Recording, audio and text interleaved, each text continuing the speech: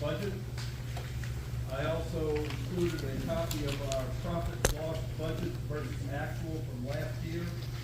It shows that we came in under budget last year, and then I've got profit and loss statements for the month and for year-to-date, balance sheet, and statement of cash flows. So, does anyone have any questions about any of the financial reports here? Any questions?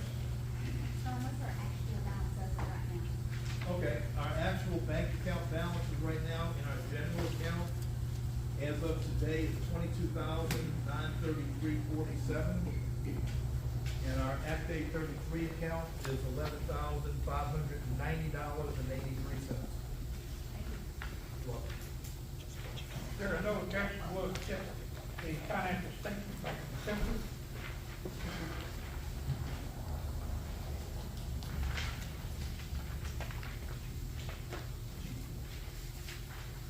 The chief's report. We have a new interim chief, Lane Ragsdale. And Lane, would you please stand up and tell them which direction you're going to take the fire department? You can. You want to use the speaker? You're welcome to sit here, Lane, if you want. It's up to you.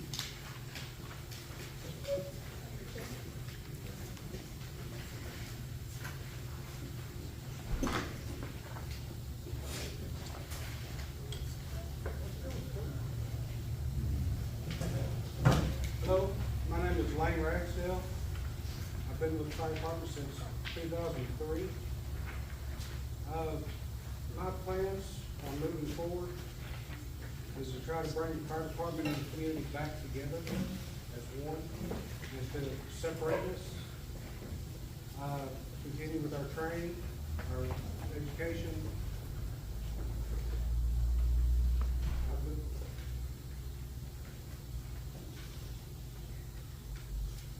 Just bear with me, I'm not a good speaker.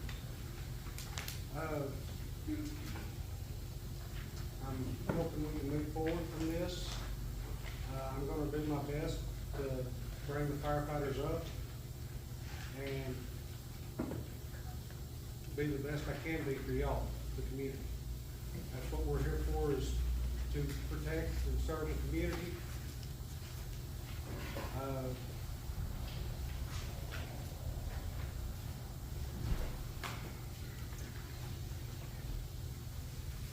Really all I can say right now.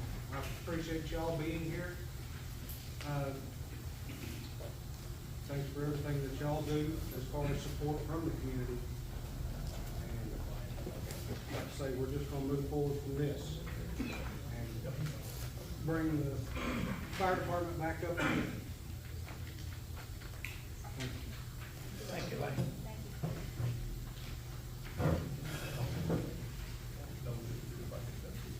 Publicity, John. Thank you, Lane. Okay, we're going to accept the chief's report by consensus.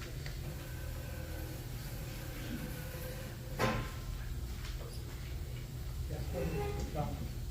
All right, I was doing our normal publicity for the past prior month by posting any road closings for due to accidents or lane closures, as well as advertising about this meeting and posting on Facebook as well.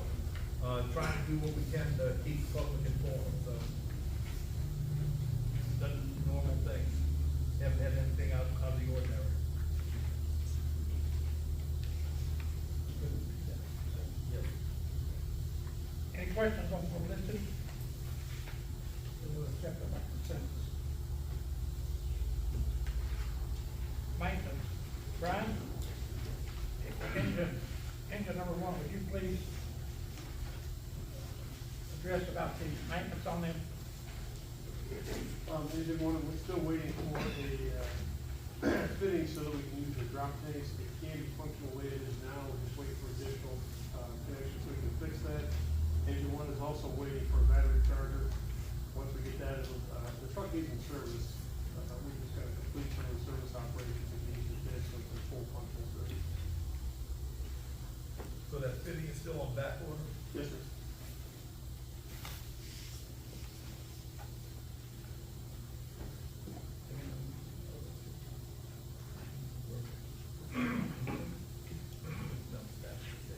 What's the status on the sale of engine one, the old engine one? We're still, in the process of negotiating what company we're gonna sell it to. At this point, it looks like what the company we're gonna go through is gonna charge 10% of the total sale price once it's sold. We've had several offers on the truck, we're trying to get it off the high enough to make it worthwhile to take it. So we're close, but not yet.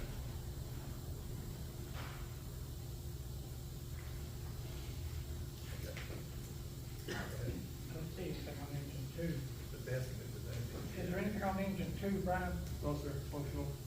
Tanker one, Tanker one is functional also. We have no problem with that.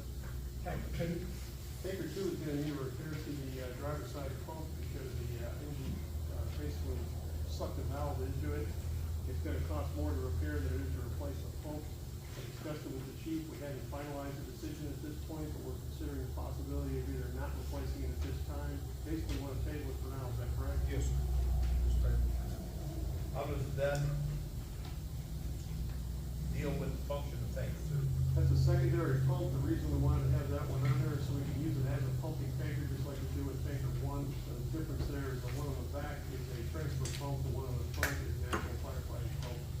So at this point, we still have two firefighting apparatus available at station two, both tanker, rescue two and engine two are both at station two. Is the driver's side pump and the fire pump the same pump? That's correct. Okay. What about the tank motor that was throwing oil? That's the same engine. That's the same? Yes, sir. Okay.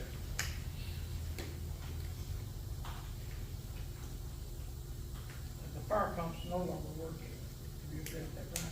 Yes, That's, sir. it's all the same, yeah. Oh, Everything that's okay. there is the same thing, yeah. Okay. That's why we have. Rescue one, status on the sale of rescue number one. We're gonna discuss that now. We have a couple of options on that. I talked to John briefly to find out if you want to change your status on that one. I did speak to one of the other chiefs in another fire department. He's interested in purchasing it. His board meeting doesn't come up until the middle of next month.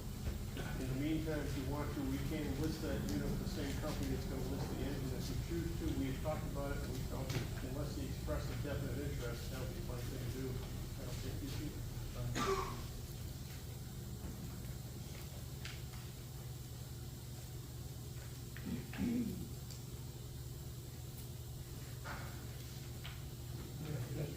Rescue two. Right. Still waiting for the parts on that, like we talked about when we first ordered, it's gonna be a 6 to 8 week wait to get the parts. I've got one of the parts in stock, we need both parts in order to be able to put the foam unit in, service. The unit itself is functional. So we did, in fact, we just came from a fire about an hour ago, we didn't. Worked great. Okay, Brian, would you explain the central of the new digital phone kit? That's the same part we talked about, it's actually a paddle wheel inside the unit that controls the water flow coming out, so we can register how much water against how much foam, so we know what the percentage of foam is in the water. Both of those parts, like I say, are, one of them has been received, it's actually the mounting bracket for that particular part, the second one is the actual part itself. Both of those parts should be back here, and the unit should be in service, I'm hoping before the next board meeting, but realistically, it's probably gonna be about 6 weeks. Brian, just so we know, the unit is in operation, so the phone is not available, right? That's correct, we used the unit today, had a fire about an hour and a half ago.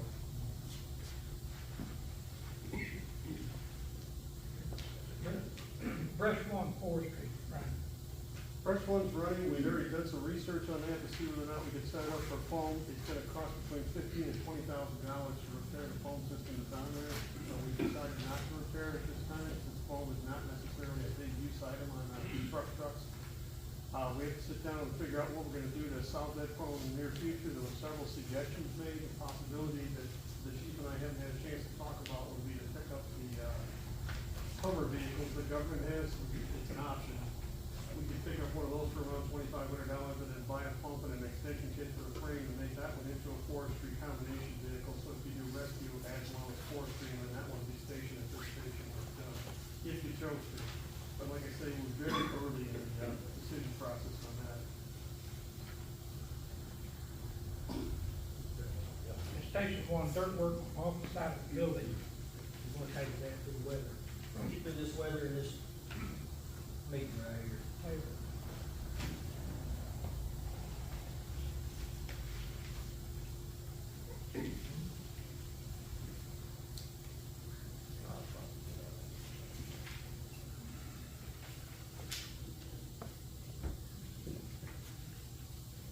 Yeah, I got that. Okay, doors and awnings. Who's that calling for, John? You? I'm waiting to, get a, quote back from, Jason. Jason Curtis. Okay. He said when, possibly he may get through it. I should have it soon. He needed to re-quote it because of this door over here on the soccer bay. It was, the metal, price on the metal doors went up, so just waiting to hear back what that price is. Station Two, door panel for bay number one needs replacement. Who's that, who got that?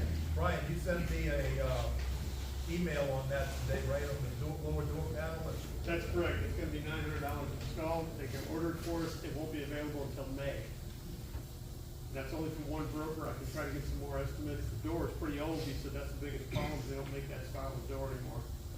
And the repair will only be for that one lowest panel, will not be for the entire door, the entire door doesn't really need it, just that lowest panel. So you said it's $900 installed? That's correct. If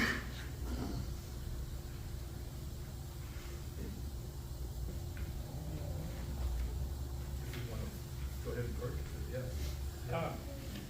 Do we want to purchase to pay the $900 for the door? We do, I need a motion to go ahead and purchase it, get it ordered. Make a motion. Do I have a second? I'll second. All in favor? All opposed? I was late, sorry.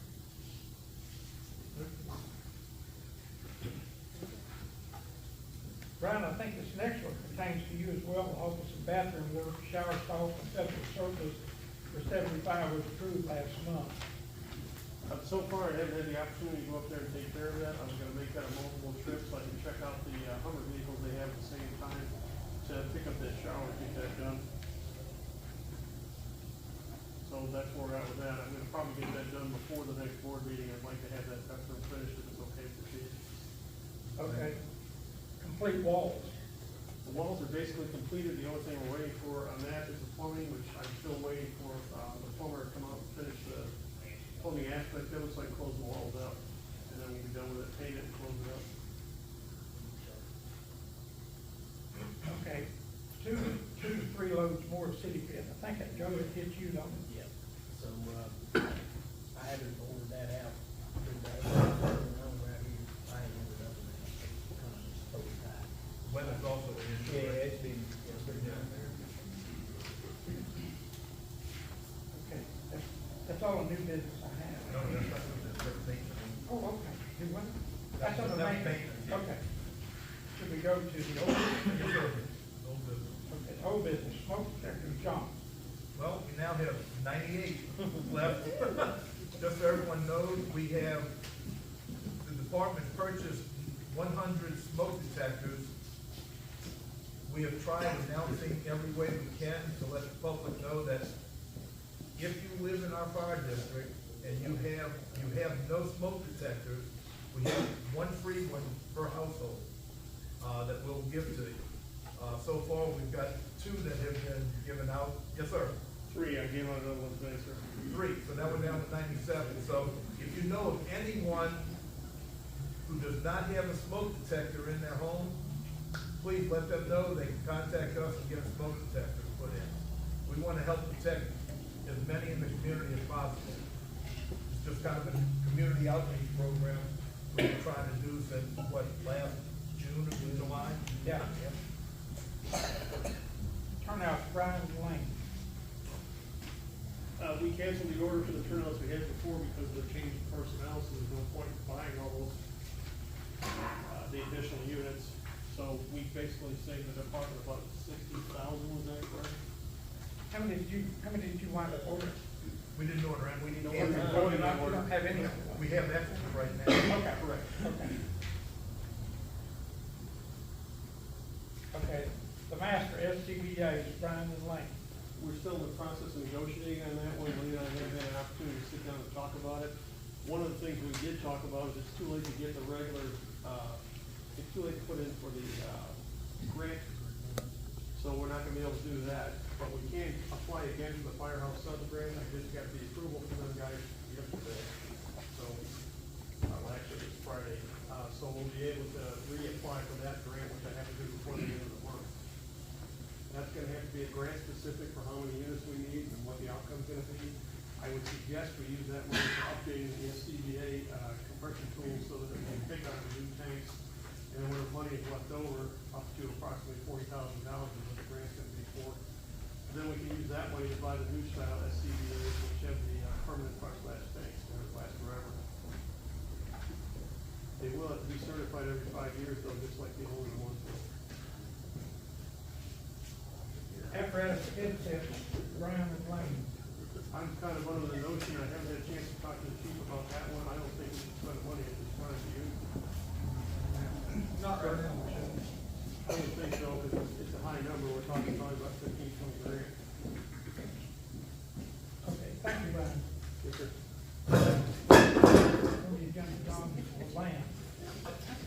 Okay, item for land, we were approached, at least Brian was approached at AutoZone, last October or so. That's correct. From a gentleman who owns the land next door to AutoZone.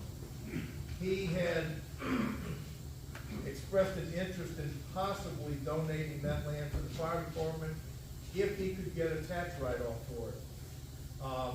I've talked to our attorney, I've gotten back in touch with him. He needs to get in touch with his tax person, so that's where it is right now. He's checking with his tax person to see if he can donate land to a government entity, which is what we are, and still get a tax write-off. So we're waiting to hear on that. The land is not ours, we're just waiting to hear if that's gonna ever happen. So, because we don't own the land, there's no plans right now for a new building or a new firehouse at all. Yes, sir. From a clarification standpoint, in case you guys don't understand, this process takes like years. So don't think next year we're gonna be spending money on a new fire station. It's gonna take quite a while in the future before we can start to talk about this stuff. That's it, the land. Delinquent assessment, John. Well, with everything coming up, I got kind of stalled on working on my delinquent assessments. So everybody knows we have about 200 property owners who were delinquent in their payment of their property taxes. And I'm working on getting them an invoice for their $50 from the fire department. So I'm working on the invoice. I have I have the database full now, but I'm working on the invoices now. As soon as that's done, then I can merge them all together and print them out. Firehouse subs, publicity, John. We originally, last year, we got a grant from Firehouse Subs. If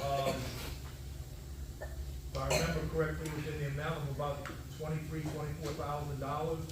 And with that, we purchased new extrication equipment. That's on Rescue 2, I believe now. Yes, sir.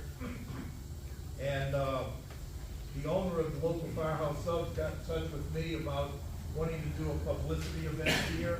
We were going to do that next week, but he has since contacted me. He's got some things come up. We have to put it off to the future, to a future date. So, we already got the grant money. We've already purchased the equipment. It's just a matter of, he wants to do some type of publicity event for them doing the grant. Was it originally March 28th? It was originally for March 28th, yes. I don't have a new date yet. He doesn't know when we might do it. He said it could be a couple months from now. He doesn't know.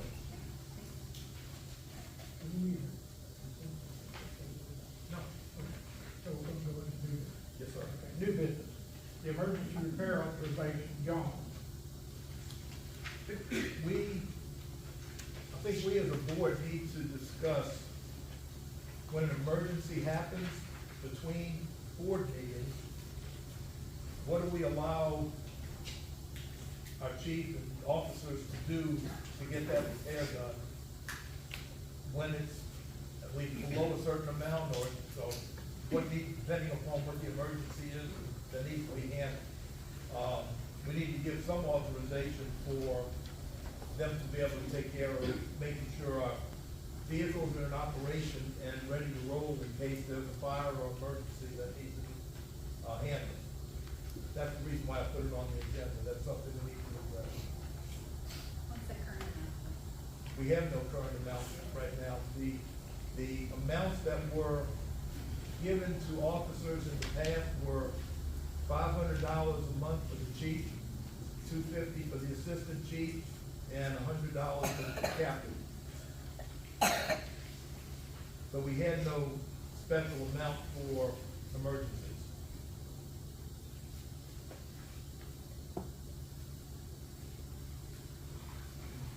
Anybody have any suggestions? Brian? I think in order for it to be a usable dollar amount, because most of the truck repairs are gonna be an emergency repair that we'll probably run across, probably around $1,500 would be a pretty fair number, I would think. I think so too. You can also have that crowd signed by both us and board members so that you're aware that, what we're spending the money on. I actually had 2,000 in my mind, but you know, 1,500 is fine. 2,000 is fine, we don't have to spend it all, just to have the top end of how much we can spend. Do you have a motion? I'll make a motion. 1,500 or 2,000? 1,500. I have a motion on the floor. I'll second it. All in favor? All opposed?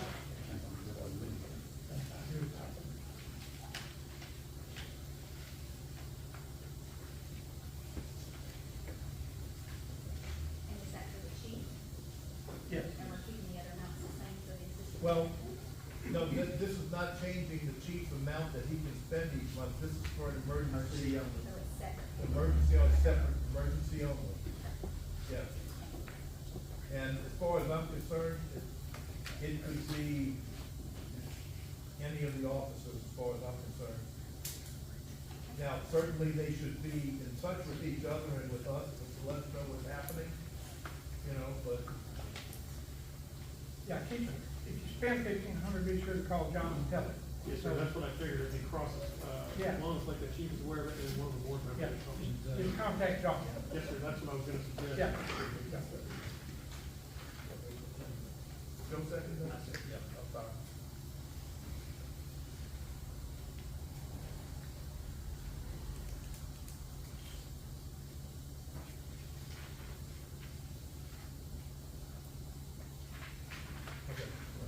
Okay, the last thing on the agenda is the audit. It's time for us to have another audit done, and, just wanted to present that, so we might see which agency we want to do that. Well, So you done some looking into Yeah, that? I researched it in Newkirk Northwest. They recommended a client, that they do business with to do the audit. I got it in my phone, but my phone off right now, but I will turn that over to you as far as that goes. Do we know anything? Well, we haven't been in touch with it yet. No, to find out no about contact, everything. no, I was gonna let you arrange it and set it all up, set the form up, everything. How about we do this, before we go ahead and authorize it, why don't we work on getting something set up to find out about cost and everything, and we'll take care of it next month on making a motion. I'm good with that. Okay.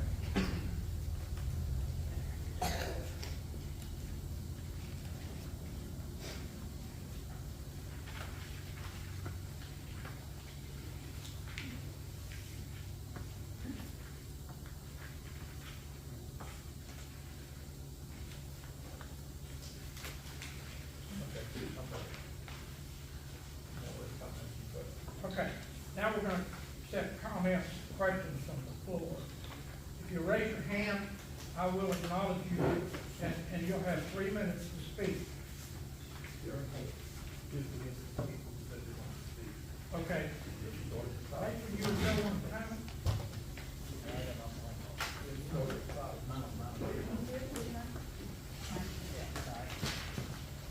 Are you gonna do it, Peyton? Brian Sandy's gonna do it. Okay. I'm gonna go from the very top and go to this first, Carl Lowry.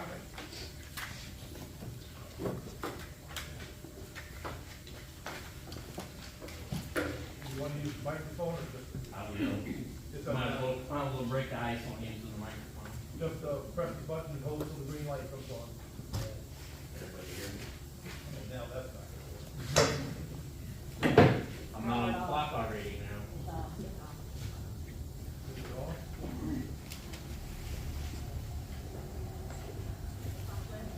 I just,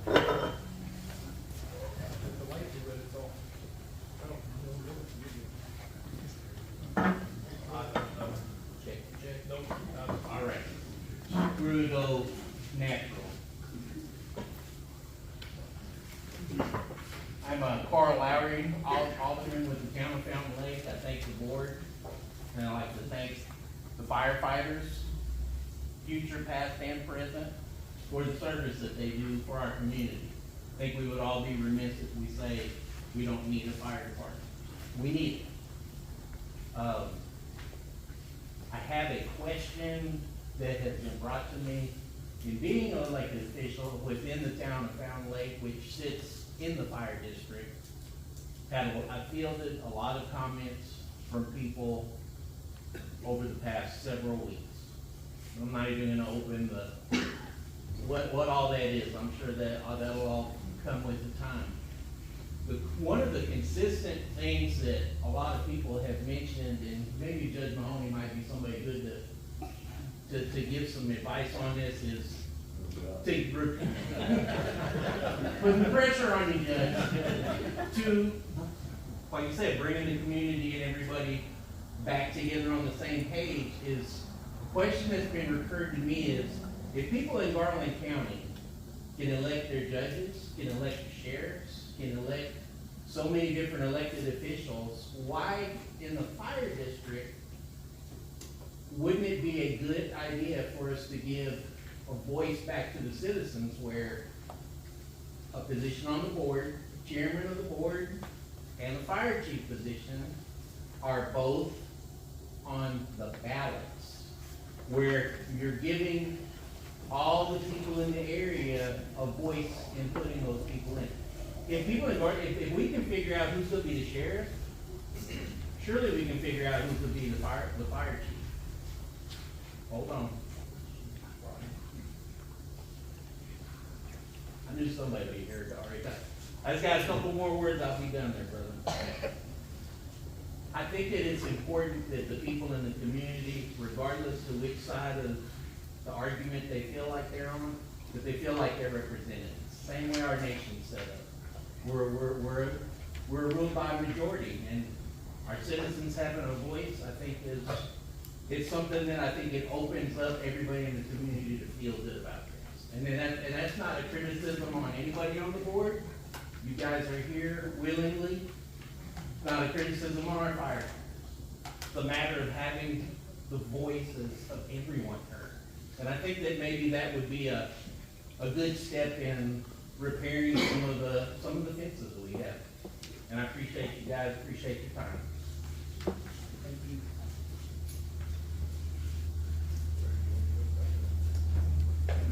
So Carl, let me address this question. Start with, all board members are elected by the public. And the chief, we didn't set the bylaws, the state of Arkansas set it. The chief is appointed by the board. The board is appointed by the voters. So it's already being done this way. Does anybody else have any, Ryan, you want to speak on that? Well, the situation seems to me like it's working pretty fairly. We've had problems like we have in the past, and we'll probably have again in the future. It's just we'll have to get over these bumps in the road. We have a new chief. I think he's gonna do a great job. We appreciate the support from the community. We've had a lot of support from the fellow fire departments around us to help us in case we have a bad call. We have not missed any calls since the situation arose. So I think that the volunteers are doing a great job. I think the board's doing a great job. Now it's just a question of getting folks out of the room. The question's still not answered. If we, maybe I'm gonna try to clarify this into one category. If the citizens of Garland County can be accountable for who's a sheriff, bylaws or not, we can change bylaws. If we look at our US Constitution, we have amendments in there that amend the Constitution. So we can't just say, well, the bylaws are there, they're in concrete, we can't modify them. So I'm saying we have to change the times. And I think that the community is personally wanting a voice. And they want a duality voice on both sides of the fence so that they feel like they're being represented. And I don't think that that's a hard question for those. Judge? Can you address the Carl, just a question because I don't know, what kind of participation did Down Lake have in the last board member elections here? What kind of numbers did they have for that? Anybody know? Very low turnout, very. I think the last election I was here for, there was about 20 people here. And we got more than that tonight. And unfortunately, controversy is the only time we show up. The last time I was here was 2 months ago for a meeting. There was 9 of us here. The board, 5 members of the board, myself, and 3 firefighters were here. And that's all the participation there was. You know, like you say, everybody wants a voice. Everybody needs a voice, Carl. But you gotta show up. Correct. When times are good. You gotta be here when there's not controversy. You have to stay here and continue to show up. But that's my concern is we get lackadaisical and we don't participate in things, and then immediately, human nature, we want to point a finger at somebody for being at fault for something when it's actually my responsibility to show up and cast that vote for who I believe is going to give the most back to our community. And that's why I'm here tonight, not any position of authority. I'm a member of this community. I served on that board, and it's a thankless position. And I served on it when we had no money. Back when Alan All was chief, and Stuart Snowden was president, and we had absolutely no money. We pieced everything we had together. And it's a very thankless position. They're elected, every one of them, and they're subjected to anybody can be nominated to run for that board, any member out there, any person. I don't believe, and I don't know if there's anything in the bylaws about it, but I don't believe a firefighter can actually sit on the board because that would make them their boss's boss. And so I've reiterated that to a few before that I didn't think you could do that because it would basically make, not at this fire department, but at others. You know, Jerry, I apologize to the board for running my mouth. I apologize to everybody else in here because you all have the right to speak tonight. But most of you know me already. If you don't, you will before the night's over with. But, you know, Quorum Court and myself took a beating from the way we established this district here, ladies and gentlemen. It was done by what I call a Hail Mary move. It was done, the verbiage in the statute says that Quorum Court shall make this a district, not may make this a district. There was no latitude for the Quorum Court to move. This gentleman right here was on the Quorum Court when we did that. We supported the volunteer fire departments, and I think any of you that know me know that I've been an advocate for volunteer firemen in every aspect because I know what you all do for our community and what you provide that we as a county cannot provide. If it weren't for firefighters in every district, we would be doing without a lot of services, and mainly it's medical calls that you go on. There's a lot of medical calls that our first responders go out on that it may be 15 minutes, it may be an hour before we can get help there. But at the same time, you have to remember that these folks up here are doing all they can do. They're gonna make mistakes, they're gonna make bad decisions, but we all do that, it's human nature. You know, the things that have occurred here over the past couple of months have had an adverse effect on absolutely every division of public safety in Garland County and surrounding counties. Fire service coordinator sitting right back there, he's got an agreement tonight to try to get mutual aid from Salem Fire Department. They've reached out to try to provide mutual aid because their concern is if we have a fire that we can't deal with because of lack of staff or being on those calls, that they want to be able to provide from Saline County. So it's not just in Garland County, it's spread to other areas. Our sheriff's office, our other fire departments, our ambulance service, all of these other entities that depend on this group in here and the people of this community have been adversely affected by these actions. And however it got started, I don't know. I've talked to several of you in the room, and I can talk to 10 different people, and I get 10 different ways it started. And maybe there is 10 different ways it started. But I believe lack of communication is one of the biggest things that causes problems in this community. And I do believe that if we're going to get past this, we're going to get it worked out. And we have to remember, I'm your neighbor. You might not like it, but I'm your neighbor, and I will do the best I can to be a good neighbor. And I wish that everybody else would do the same. You know, this community has had its ups and downs, but we are coming into probably one of the strongest economic development seasons that this community is ever going to see. We have an opportunity in front of us to become a huge, growing community, and we've all got to pull together to do it. I remember when you was on the fire department, you was one of the only guys that could respond. I mean, we have come through some tough times. We've finally got to a point where we actually have a little equipment, we have a little money, we have a little desire, we're trying to put things together and make them right.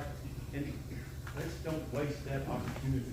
And let's set a model for the rest of the county that we are a fantastic fire department, and our community is full of a group of fantastic people. You know, Jack and I work hand in hand on so many things together as mayors of Fountain Lake community. And he's a huge asset to me. If we have a problem, I reach out to Jack in his area. He does the same with me. We just went through a little annexation for him, and he's been a great mayor of the community. All of the firefighters have been great people for our community. But you have to remember, everything is not always going to be like you want it to be. And I've talked long enough and run my mouth. I apologize to all of you that have signed up to speak for doing that, but I feel like these are things that need to be said. Because everybody gets passionate about their community and they're emotional, but as you stand up to speak tonight, just remember that we're all humans in this room and we all deserve the respect of the others. And I think you can make a good point by being a professional, caring person as you can by standing up and yelling and screaming. So just remember that as you move forward. And once again, I apologize to all of you. I would like to introduce our dignitaries here tonight, starting with the gentleman on this end. Is Ricky McGrew, he's a state representative. And of course, Judge Mahoney, did good speech, you did right, but you did good speech. And the gentleman next to him is Matt McKee, our new state senator. And then the gentleman standing behind the deputy has got a scar on his shoulder, that's our sheriff, Mr. McCormick.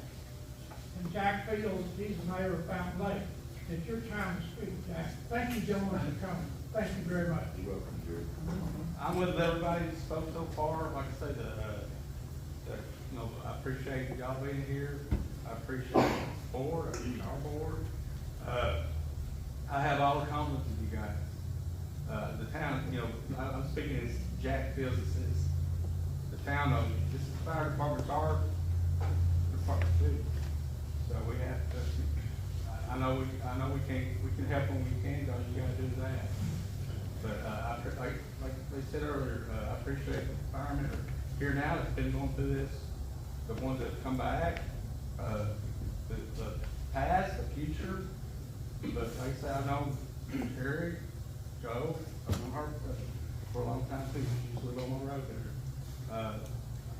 there. They gotta do a job. I mean, sometimes they make people mad. I've been chewed out many times. I've had people, they put nice voice messages for me and everything else. But that's just part of it. But we all need to come together, quit the bickering and stuff, and move on, make this the best fire district in the state. We can. Like I said, if some of the people, if they don't pay you dues, you need to pay them. I mean, it's part, to help out. Like before, like y'all was saying, y'all didn't have any money. Y'all had like what, 21% participation out of this whole district, or probably what, 3,000 or 4,000 people. If that means. Let's say I serve on the board with Jerry and Joe, the water district. Like most of the time when we see somebody there, or it's a public, somebody's mad about their water bill or something. It's like here, I mean, people's mad about respect, but you need to come to the meeting, you can. That's the only way you're gonna find out what really went on, instead of all this hearsay stuff.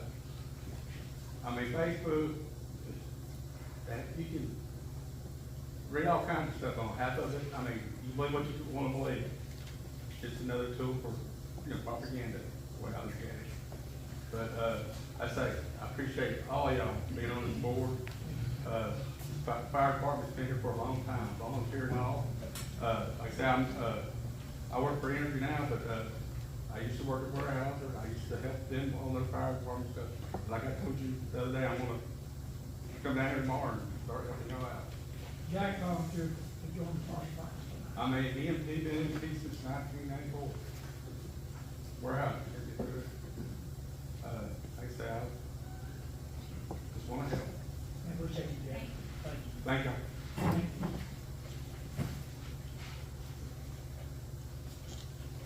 Joe Copenhagen? Yeah, you know, you're, you're right. Couple people know me, I'm Joe Copenhagen, I live down in Nashville Springs, I just want to stand up. I said on a Facebook page, I'm on the community page, the Fountain Lake community page with Harold. I'm one of the spies or administrators, whatever you want to call us, but, anyways, I stood up and said, I'm for this board, and I am, I'm for the firefighters too, man, I am, I'm sorry, but man, when you walk off a job, it's this important, and I had in mind that, man, if a fire started, I bet they'd show up anyway, and you probably would, but nobody said anything. I mean, we just sat there, and everybody feels like they're in danger. I hear people on Facebook getting on their crying about how scared they are. This is families here, I mean, I don't even know who the firefighters are, I'm looking back there along the wall, I don't know if you're the ones that did the walkout or quit or whatever it was, and it doesn't make any difference, I want to be friends with everybody. I don't want to think about somebody coming to my house and I have to work on my house, you know what I mean? I don't think you'd want a plumber doing that like Joe Turner over here, he's a friend of mine too. But, and by the way, John, pleasure, we don't must meet you, Kobe, I guess, Joe Turner, whatever. Anyways, I'm Joe Friday on there, so you know who I am. I stood up a couple times, I had a couple people knocking me off other pages, it's just rude stuff, there's no point in all that, just, everybody just heal up and let it go. We all just need to get together as a family out here. If the fire department's work, I'll join if it helps. I'm 70 years old, I probably can't do much to direct traffic, but. That's the first one I've been to, by the way, and I'm glad to be here, folks. Thank you much. Thank you, Joe. Appreciate that, Richard. Yes, sir. Katrina, Scott? Yeah, I don't know if you can go last, but I guess I'll go ahead and start first. So I know I read a lot of the comments, but I'm Katrina Hyde, I'm in the medical field, and I live here local. There's a lot of comments on there, and a lot of them just concern me and so forth, but in the medical field, if I have patients, and I walk out of my patient, that is called family. And if I do that, I am held, I can go down to the state, and I'm held in front of the medical board.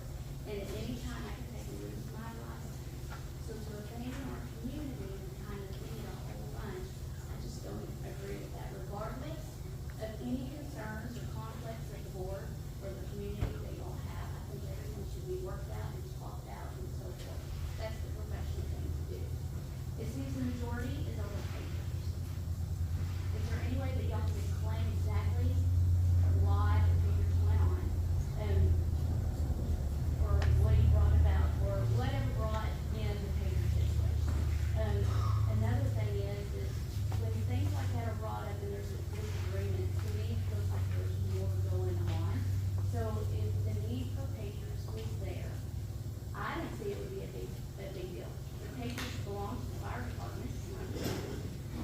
They belong to the fire department, so I don't see a disagreement why they should have to have it, but I don't know that.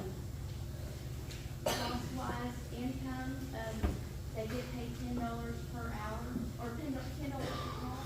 I'd like to know the whole start to finish to what they get and how many calls they get per month. And what calls were done during the day, because I know a lot of people do for have full-time jobs. And I wouldn't mind how many calls they did during the day as well. I didn't know if all that kind of went together or not. That makes sense. Joe, you Like a lot all at once, sorry.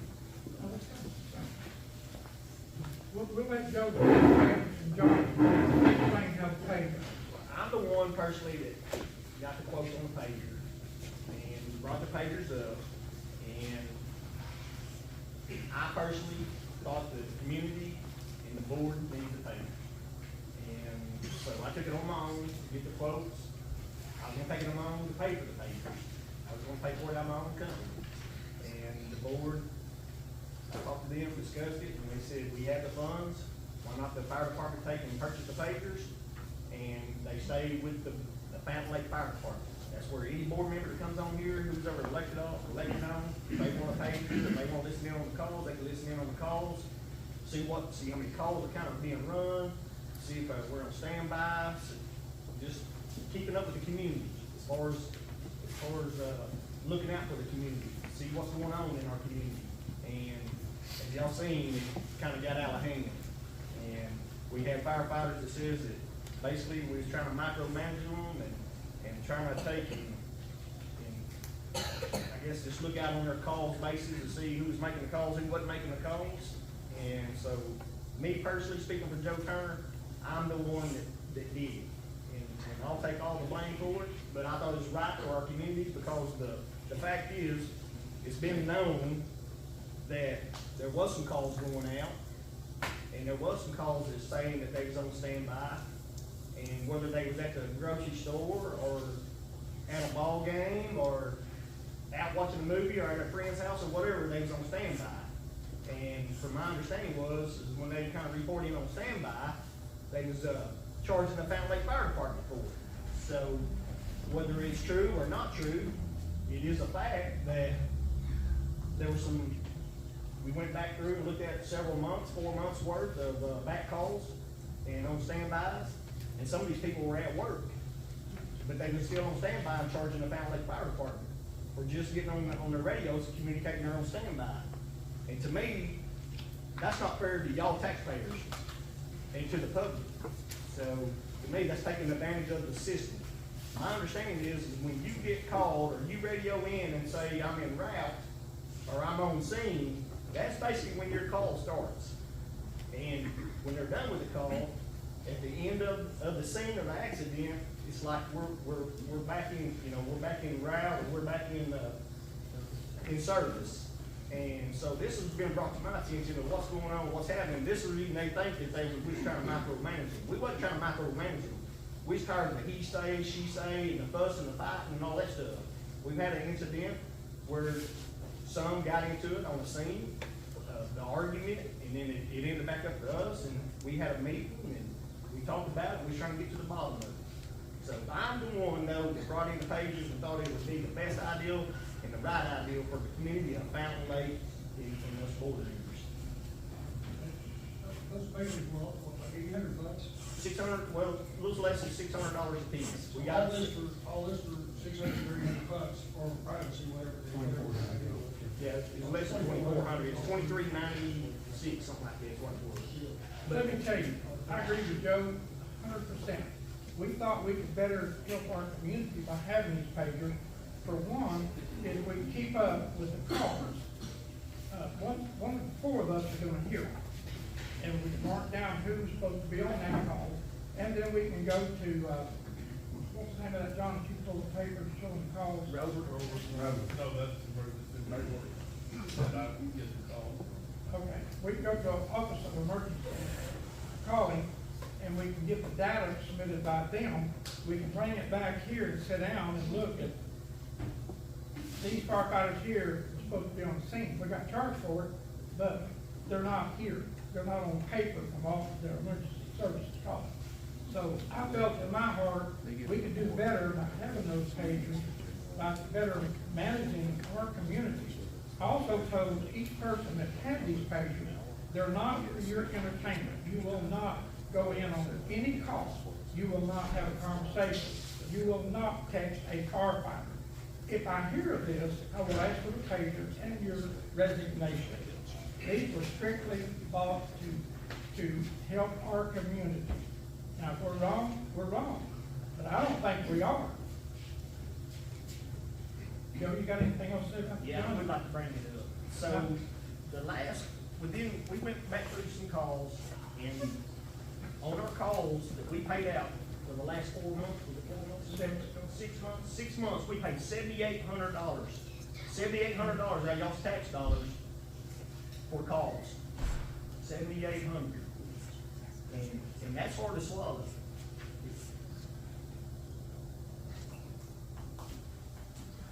I got a question. No, I'm going through the list. Well, It's going back on. Well, I know, but Yeah. I was requested to go by. He's got a question about. Oh, okay, you got a question, Joe? On the pagers. Okay. Where are the pagers now? Right at this very moment. Mine's in my truck right now. Do y'all carry y'all's pagers? Yes, we Have they do. been issued to other firefighters? Have they? I have taken and I've loaned mine to Mr. Mike Rigsby. When he come back, he was not eligible to get a radio. So I did donate my pager to Mr. Mike Rigsby so he can make calls. Yes, sir, I did. Yes, sir. I just wanna know where the pages Yes, went, sir. because you guys have said that this is to help the community, so that's why I'm asking where they are, because we've heard lots of different things that they've been issued out to other firefighters. Hang on, Brian, hang on. I'd like for Mr. Mike Rigsby to stand up, Mike, and you can vouch. Did I not loan you my pager? You know, these pagers, everybody's talking about the board getting them. It's not just to micromanage the firemen. If we're on a fire scene and we have a truck go down, or we have a pump that blows up, and the firemen or the board members are listening to that, they're pretty well assured that they're gonna get a call really quick that they gotta have to spend some money. So it's not like it's gonna be 2 or 3 days from now. They're gonna be on top of that, calling each other and say, hey, we've got a truck down, we've gotta get this fixed. To me, those pagers are vital to us as a fireman and to you as a community, not just to keep, I'm hearing that they're micromanaging the firemen. I don't care about that. I don't care who's on scene or who checks in, as long as we have enough there. To me, my opinion is, if we need something fast, those pagers, they already know what we need. We don't have to listen to 2 days from now to where the chief can't get a hold of the board members, all of them, to sign off. So, in my opinion, they're a great idea as far as to keep our trucks, our equipment. If we have a firefighter get hurt at night, the board member knows, that's possible. Luckily, we have not had a firefighter hurt bad. So, as far as the pagers are concerned, they're a lot more important than just keeping up with the people. That's one of the things, but keeping up with how this department's run, listening to a fire scene, knowing if we've got a problem, they already know about it. We don't have to tell them. And yes, he did give me his pager, and I responded to a call within hours. I just want to clarify what standby means when it comes to our department. When we have fire calls and wrecks, we do not go on standby. We have not been on standby. Our standby is mainly for medical, if they need assistance. If they need assistance. When LifeNet is already headed out there, if they need assistance, then we go with them. We get there before they do, especially if it's a code. If somebody's having a heart attack or a stroke, we're there first before the ambulance most of the time. Standby is not used unless it's absolutely necessary, and a lot of times it's only used if they need a lift assist. We'll go on standby. Let us know if you need a lift assist. Let us know if you need us to assist you. So standby was not used in a negatory way. We did not waste your community's money to put ourselves on standby. I just wanted to clarify that. I gotta come back here and stand. Okay. Joe, you said there was 7,800 spent in 4 months, correct? You know what you said? 7,600? In 6 months. Excuse me, the 7,800 was a quarterly amount. 3 months? Yeah. For the last quarter of last year. It was 3 months. 3 months. Yeah, but that was what we budgeted 8,000, we paid out 7,800, yeah. Well, regardless of it, 76, 78, 3 months, 4 months, the community doesn't know exactly how many calls were ran in a year's time. So just so y'all will know, it's roughly 998 calls from January 1 to December 31. So you can take busy season, slow season, whatever you want to call it, and apply that to the last 3 or 4 months. And it was 76, 7,800. Well, structure fires, how many people respond to a structure fire? That's all hands on deck. The car wrecks, September 11th, I still bawl my eyes out to this day. 17-year-old kid is still in the freaking hospital. I had 7 guys on that one. That's $10 a piece. And if it's more than 4 hours, they get another $10. If it's more than 4 hours on structure fire, that's another $10 a piece. We come in here training nights, our Tuesday nights that we had up here. That's $8 per hour or per night? Per night. Per night. Certified training. Meeting nights are $5. So that $7,600, $7,800 seems like a lot, but if you sit there and figure out what we've done for a reimbursement, $7,800, $7,600 is, I'm sorry, I mean, it seems like a lot of money, but for this community, going out and doing what we was doing, shouldn't be that much. Katrina, well, this lady here, her question is still in question about, hold on just a minute, So- about the cost. So on the standby, to address you, so I understand being in the medical profession, my patients. Could you want me to be on talk call up a little bit, 24/7. please? Talk up. Oh, sorry, my patients would love for me to be on call 24/7, but I can't, and so I can't charge them to be on call for 25 or 24/7. So to be on standby and not actually participate is something different, and that means that every single person that has a pager would be on standby if they're listening, waiting to whether or not they're gonna go on call or not. No matter, whoever put the department on standby, that individual is the only individual that got paid. Now, if they're, Regardless of whether or not you went to a call or not. if we were on standby for that call, yes. Now, if we were at work or some other function, and we got the request, or we got it called out to us on the radio that they needed us, we left our jobs, we left the movie theaters, we left whatever we were doing, ball games, whatever, to respond to those calls. If they actually said, hey, we need y'all to go ahead and call. We left our occupations to go do that. So you. These are our regular occupations that pay us a living wage, so we could have a home, do whatever. Yeah, kids, families, all that. We would miss that if we went on standby for these calls, and they needed us, we left that and went to those calls. So you were on standby at your job during the day? I have been on But you standby. said that you left your job to go on these calls. We did. If it needed it, yes, we left our jobs to go to these calls. And the main ones that we on standby for, like the nursing home or the clinic down here, they were higher level of medical training than we were.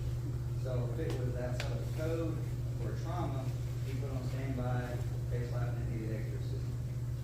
Hey, Ben, I think you can answer this question, kind of sell it for everybody. The question she's asking is, when you put yourself on standby, were you reimbursed for going on standby? That seems to be her question. Yes, we were reimbursed for going on that standby. Just for that one individual that put the entire department on standby. The whole department did not get paid $10 for being on standby. No, just the individuals Correct, that just went the on standby were the individuals. ones that were reimbursed. I'm sorry? Just the ones that went on standby on Rover were the ones reimbursed. Yes. the And that's ones what that I were think her on standby question on the is. radio, and if you put yourself on your Rover app on standby for that, you got paid $10 as well. I think that's the. But everybody on the department, not everybody got $10 reimbursement. Just the ones that, like if I answered the radio and said, hey, we are gonna be on standby. Hey, we are gonna be on standby for this call. If you need us, please call us back. Whoever answered that radio would get that $10. The majority of you said the majority of your calls were on that. Correct. You on standby for? Not all of them went on standby. The majority of our call volume is medical, 80%. 80%. So just in January alone, according to the chief's report back in January, there was 66 respiratory emergency medical calls. So for the majority of those, you were on standby, the majority of you got paid $10 just for being on standby. The majority of those were random. So as a firefighter on this department, I also am a local business owner in this department. My opinion of, if you're gonna be paid for being on standby, you need to go stand by at a station or an apparatus. That's what the majority of us did. And that's what you need to do. And I'm not saying, I don't know good or bad or the other. But if you're gonna get paid for being on standby, you need to be on standby somewhere where you can immediately respond, not at the daycare or at the football game, here, that, and the other. And there needs to be a way to decipher where that person is on standby. So there's a huge gray area. Crystal Langston back here. Okay, I had no intentions of speaking, but it's going. Are you on the list, ma'am? I'm on the list, but I'm referring to these dang medical calls. I don't give a care about them pagers, I don't give a darn about them. Here's my question, I'm married to a professional firefighter. At Little Rock Fire Department, they have what they call a rescue. It is a little four-door pickup truck, and that's what goes on medical calls and wrecks. So my question is, someone back here said they have been on standby for a medical call at the nursing home. My question to y'all is how many are required to go on a medical call? Because like in the fire department, there's 4. Minimum 2. So that's why I'm asking. So my question is, if a minimum of 2 needs to be there and 2 show up, you also have an ambulance coming and you have the nursing home employees. So I guess my question is why is there standby for a medical call? Okay. Especially the nursing home, they have a higher care than we do. More licensed. Yes, I get that. So, but how many is my question? How many need to be on standby to go assist? Just 1? Ma'am, can I answer that question for you? Correct. Yes, The sir. weight thing is a consideration, but you also have to understand the state requires there be 3 people on scene for cardiac arrest. That requires the 2 ambulance people, so be an EMT and a paramedic. It also requires 1 firefighter to be on there in case we have to do CPR.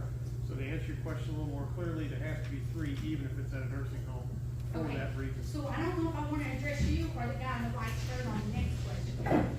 That kind of refers to this. Y'all said y'all never missed a call. I can guarantee that you have. It wasn't during this time, and y'all can answer if I'm wrong. My husband had COVID and nearly coded in my living room. I called 911 and none of you showed up. Ma'am, Was that because of COVID? now I'd like to address that.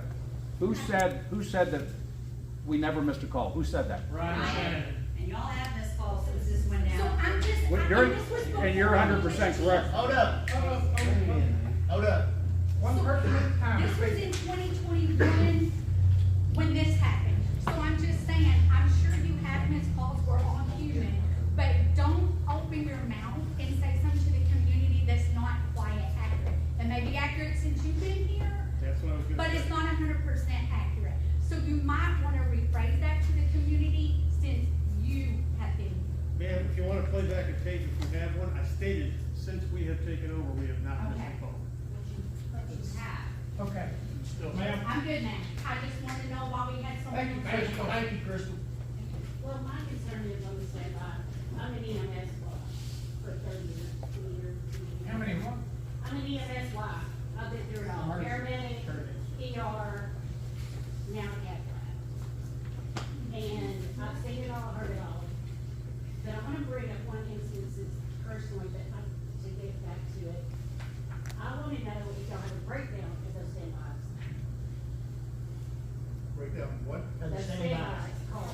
You have it broke down to know exactly who was on standby. I can print out a report that will show what all Because people I are on. think that, We're getting to see. you have to get the legal department involved. Well, that's the reason we're having an audit done. That's the reason That's why we're having an audit done. But let me tell you, when we increased the money, the cost, there was 2 things that we said right in that room. You have to be on the scene for $10, period. You can't be at work and collect the $10. And the standby, you had to go to the nearest fire station, be there, ready to, And I totally agree with that. I don't have a problem with that. but it got so lax that it wasn't happening. Exactly. And that's why we want pagers. We can I monitor get it, that. keep up with I don't have it. a problem with y'all having pages. I think it's a great idea. Thank you. But the other thing is, my problem is with it, is everybody's wanting to include taxpayers and say that, you know, they want to include taxpayers. Well, that's our money. It is. It was getting paid out to these people, not going to a scene or going to a firehouse. You know, They need to be held accountable. I agree with you. I agree with you 100%. Legally. And you know who it's gonna fall on? This gentleman right here. The chief, Because that's who it falls on.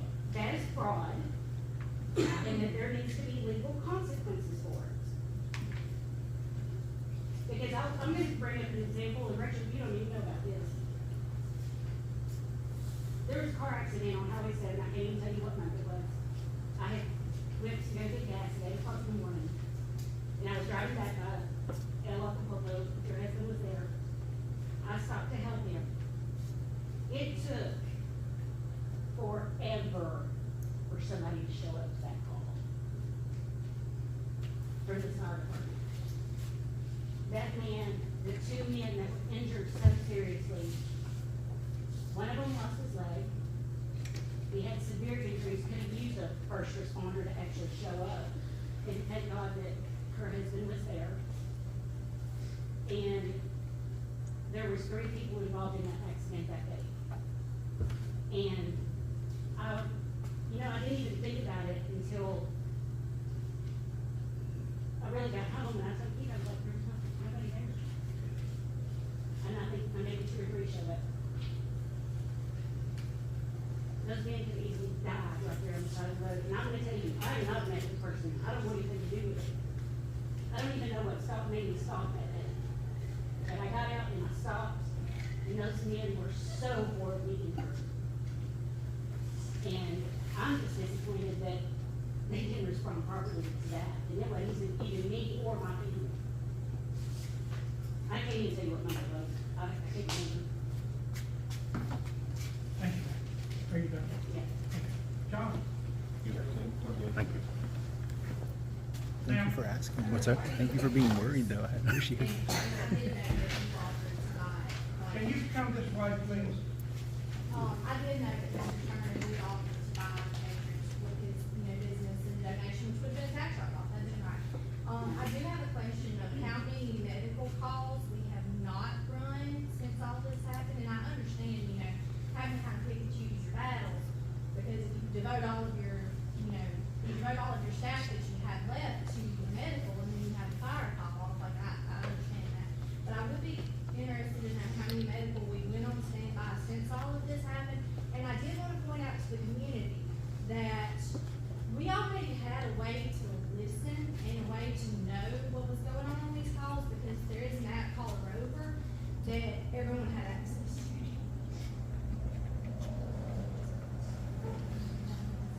Yes. Young man? I would just like to say that on all of these standbys that have been mentioned in the past few months, on the matter of someone being at a station, there has been someone here. Mainly the time has been me. So if someone was put on standby, I was here at a station should anything have popped off.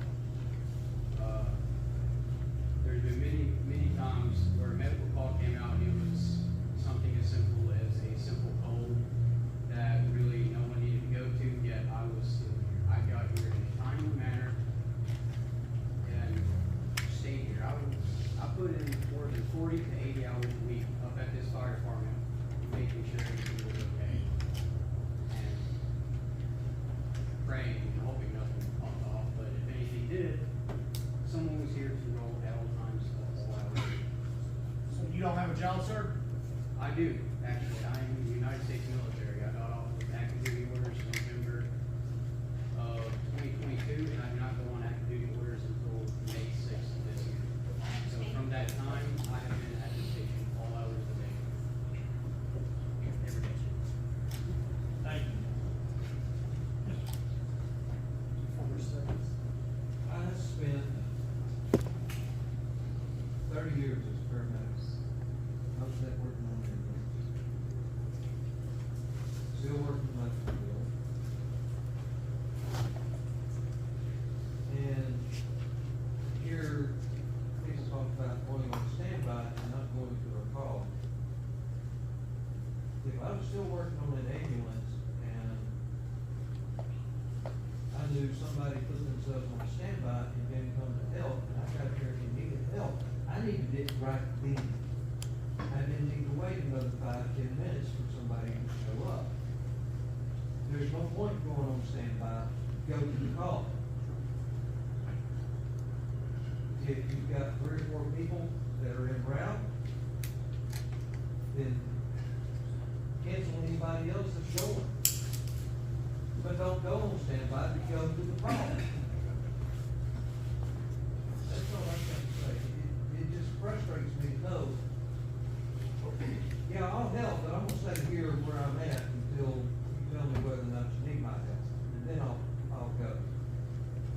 Well, I don't need you to wait, I need you to be there. This, my thoughts on all this. Maybe we need to cut the money in half on standby. I think we Hey, Joe, you know, there's a lot of talk about STEM. Okay, you're done, okay? Yes, sir. Okay, I'd like to let's, go to get my time if I can, please. well, just hang on.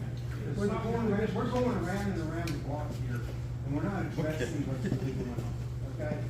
So, Stand up, state your name. okay, I'm John Caleb, I'm the Whittington Township Constable. Most of this fire district is actually most of this fire district is within my township. I too am tasked with the protection of this community, okay? Just like these deputies are too. Now, the number one problem that is not being talked about is LifeNet, okay, on these standby calls, okay? You guys can attest that LifeNet gets a call, they call you guys out, but they don't have a box to run. They don't have an ambulance to run the call yet, okay? Which is why these guys go on standby. Or they say, hang on, we may need you for a lift assist, wait till we get there. That's what this standby thing is about. That ain't what I want to talk about, okay? I want to get back to these pages for a minute. What does the Rover app cost this department every year? I'd have to check, but it's part of our package of emergency reporting. Right. And they had our wrong email, they're just sending me the email this afternoon. I haven't seen it yet for this year, but between emergency reporting and Rover together, it's about $3,400 a year. Okay. But So this department- Rover's probably about $900 of that. So this department's spending approximately $1,000 a year on an app, Rover app. Did any of y'all ever see Rover? Call comes out on Rover. Anybody that's available is already on Rover, right? Okay. Their response is generated on Rover. The time on the call is generated on Rover. When they leave the call, it's generated on Rover, right? All this is text. And a lot of it is text from the radio, is it not? Okay. So my question then is, why did you need a pager? Sorry. Explain it. No, I want the board to answer this question. Why any of them need a pager? If they have an app, why do the firefighters need a pager? They have to have radios. So firefighters have a radio. Yeah. They need intercommunication. They're the only ones that have pagers. Okay. So, for instance, like we had an incident a while back, for instance, firefighters got into us and we board didn't know nothing about it. We didn't have a clue. And they come out and we had to go into a executive meeting and try to figure out what's going on, what's happening, why is these firefighters getting into it with each other, cussing each other, raising Cain. We didn't have a clue, to be honest with you. It was all kind of a shocker to all of us. I didn't hear a word about Is it. it the board's position to manage those firefighters? Or was it the chief's? Chief, we're the managing chief, it's the chief to take and manage the firefighters. Right. We don't get into everyday operation, that's the Exactly. chief's job. So if you got into two firefighters having a fight or an argument on the scene, that was the chief's position to handle that. Absolutely. Let me answer that. The chief did handle it, and one of the firefighters asked to go into executive session with the board. Okay. At that point in time, it's the board's priority to take care of that, not the chief. The chief recommended they come to us, so they did. Understand, in retrospect, okay? And at the time of the incident, we had no intervention in that whatsoever. We didn't know nothing about it till actually 2 or 3 weeks So ago. let's take this forward then, now that you have a pager, and this happens on the scene, are you gonna make that scene? No, I'm not gonna make a scene, but at least I'm aware of it, going into the next board meeting, I'm aware of it, what's going on, what's happening into the operation side. Okay. Knowing that something's brought up where it's not just hush, hush. Is that be not quiet. the chief's position to do? It is the chief, but the chief would not come forward and actually talk to us about it or want to tell us nothing about it. It's actually the people from the public comes out to us, it's homeowners coming to us, did you know about the argument that happened on the scene? And they, no, what are you talking about? We're all just slapped in the face with it. Okay, well,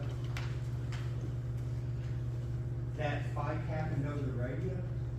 Excuse me, he is talking about me and Brian Shannon. There was no argument on that scene whatsoever. When that call was over, he came up to me and said, well, I found out today that my truck tops out at 103 miles per hour. And I was like, what do you mean? Well, I came to this scene from what church was it? Way out there on Little Rock Highway by the church, that you're not supposed to be running hot in other districts. I personally went down to the sheriff's department and got the tapes for all of y'all to listen to, and you sat right there and said, I don't have time to listen to an hour and 20 minutes worth of audio, which we already had it queued up to the 2 seconds that you needed to listen to, where Brian Are said, you saying, Melissa, that I'm the one that said that? yes, I you did, and let me tell you why I said that. I asked you and Brian, now, correct me if I'm wrong. When you offered to give us the tape, I said, do you want us to rule on this if we listen to the tape? You never asked me that. Brian, did I ask y'all that? I'm sorry, can you repeat the question? Well, she says that about the tape with you and her, that I didn't tell y'all, you and her, that I asked you, did you want us to rule on this? If we listen to the tape, we'll rule on it. Do you want us to rule on it? Brian said, no, it's already happened, I'm not mad at nobody. You said, I agree, I'm not mad at nobody. So you didn't want to pursue it any farther, Melissa. I'm not saying I wanted to pursue it farther, but that incident had nothing to do with the board. The chief at that time had already handled the situation, and just so everybody else knows, a community member rolled up past that scene, gave the license plate and exactly what that truck looked like, and a whole big email about how fast he was going. So regardless if I would have said anything or not, y'all already knew, because Mr. Johnny got a phone call. I didn't know anything about it. Let me bring this back around real quick, we can argue this all night, okay? About, let me bring in my position, okay? And you're right. When money gets into play, things change. It's funny how that happens, okay? My opinion is, you should let this gentleman bind himself, okay? That $2,400, it could have been covered. The same information you would hear over that pager is covered under the road wrap that we're already paying for. Okay? There is no reason for this board to have those pagers, in my opinion. Okay?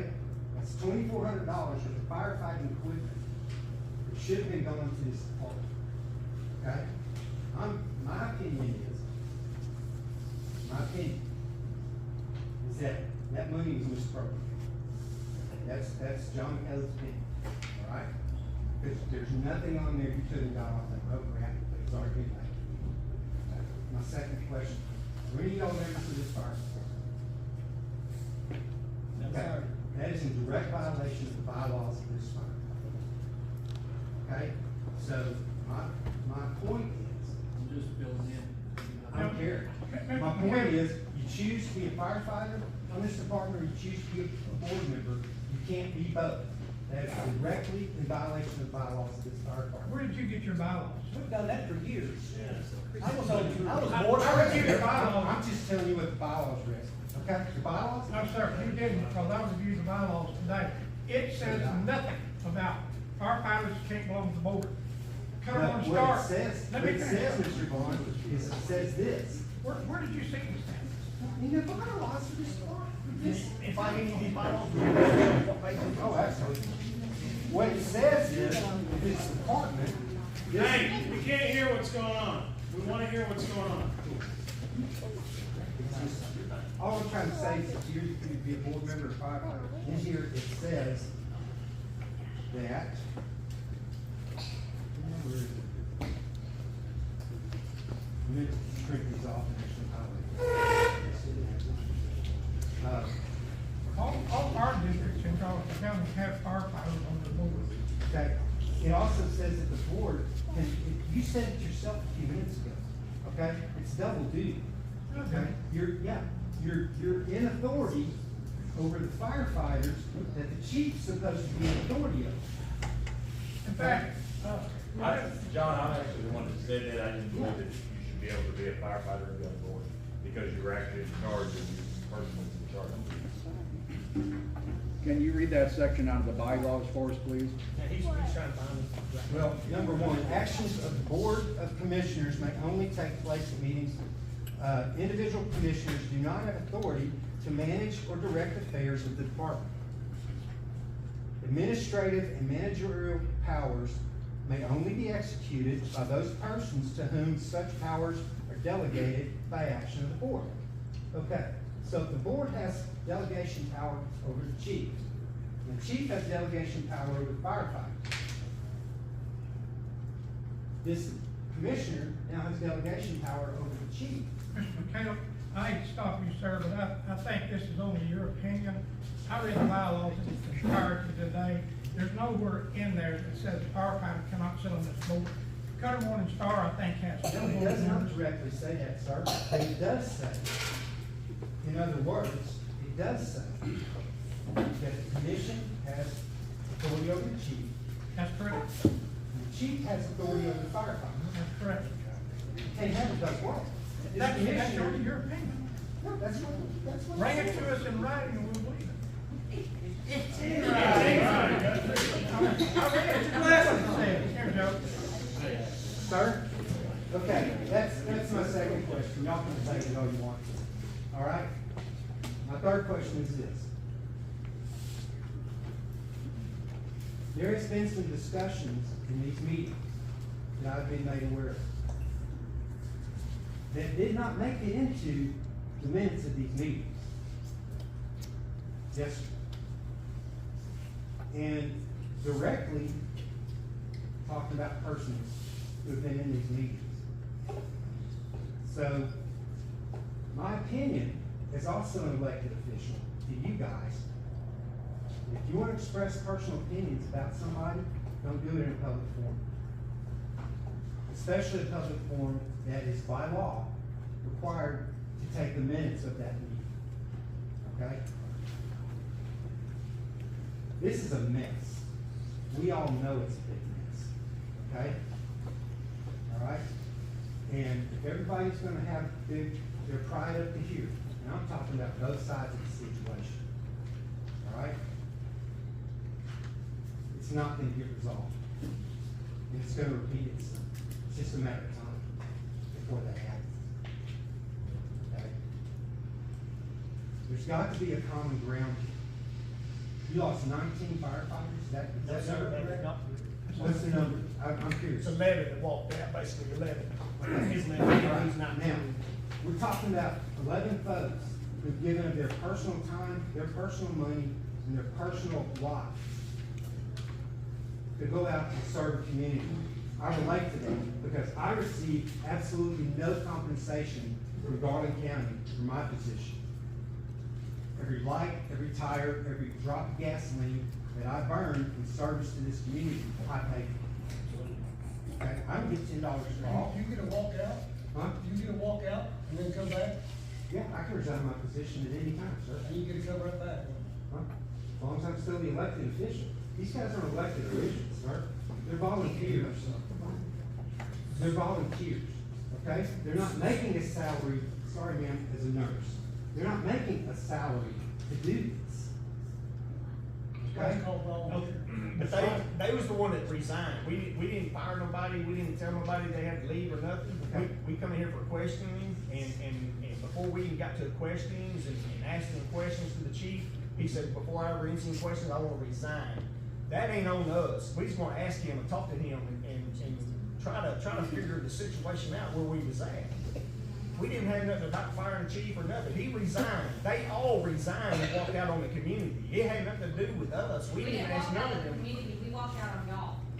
Unfortunately, Unfortunately, our community is vaccinated on that, but we walked out on y'all. You're gonna sit And there the and say that community. Jerry Baldwin has a personal vendetta against Stephen Burrows and say in his personal preference that he wants to fire Stephen Burrows, fire Andrew Sturgill, which is me, by the way, who was the assistant chief, fire Melissa Campbell, that was the medical captain, and fire Ben.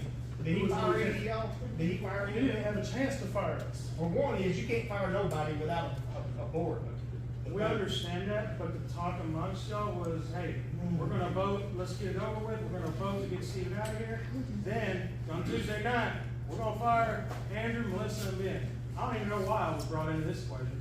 First of all, how has anybody fired your volunteers? Yeah, I'm gonna fire your So volunteers. we're using that term, is it correct? Okay, so,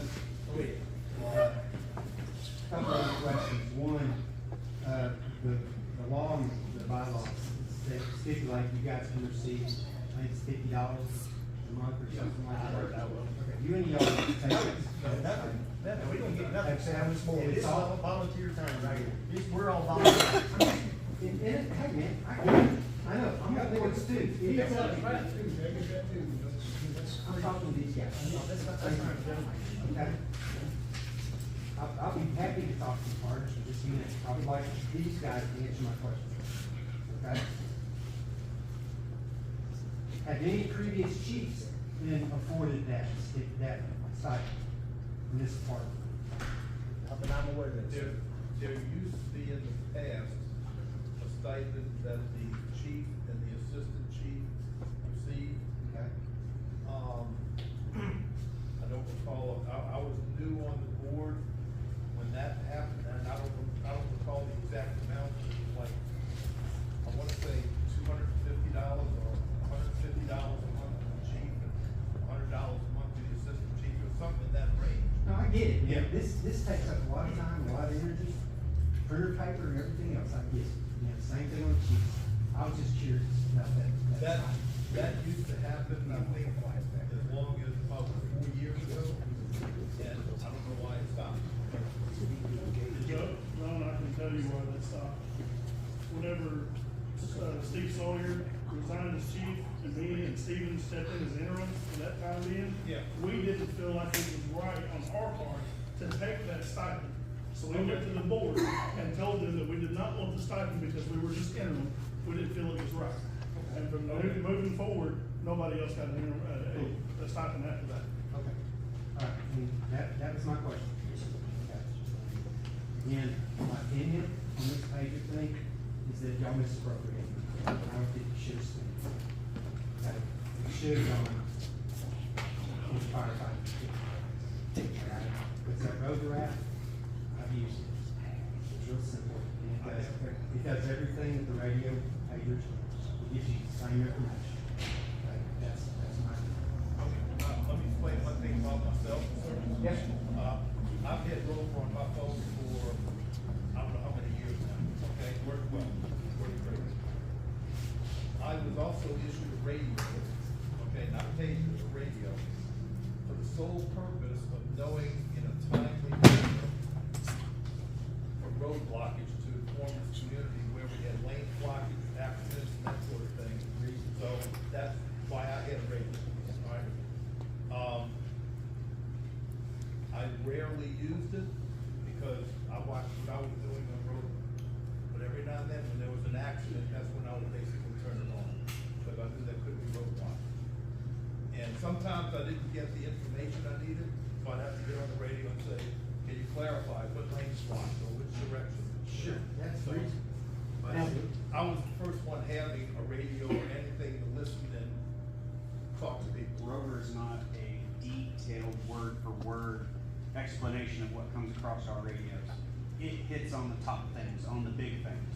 So you can't just rely on the Rover, like you said. So I just wanted to let you know where I was coming from. I do have road run ahead for years. I like having it, I can see what's happening. Thank you, appreciate it. Thank you. Mr. Cape, I'd like to say one thing. Yes, sir. I've got to like confer with our attorney a lot, and I asked him about the payment, and it's not misappropriation. He said, you're the board, you can do what you need to do in order to make sure the day-to-day operation of the district runs right. So, I said, what should we do? He said, pass up your bottom and that's it, that's all you can do. So, we told you we bought them, so what else do you want? What do I want?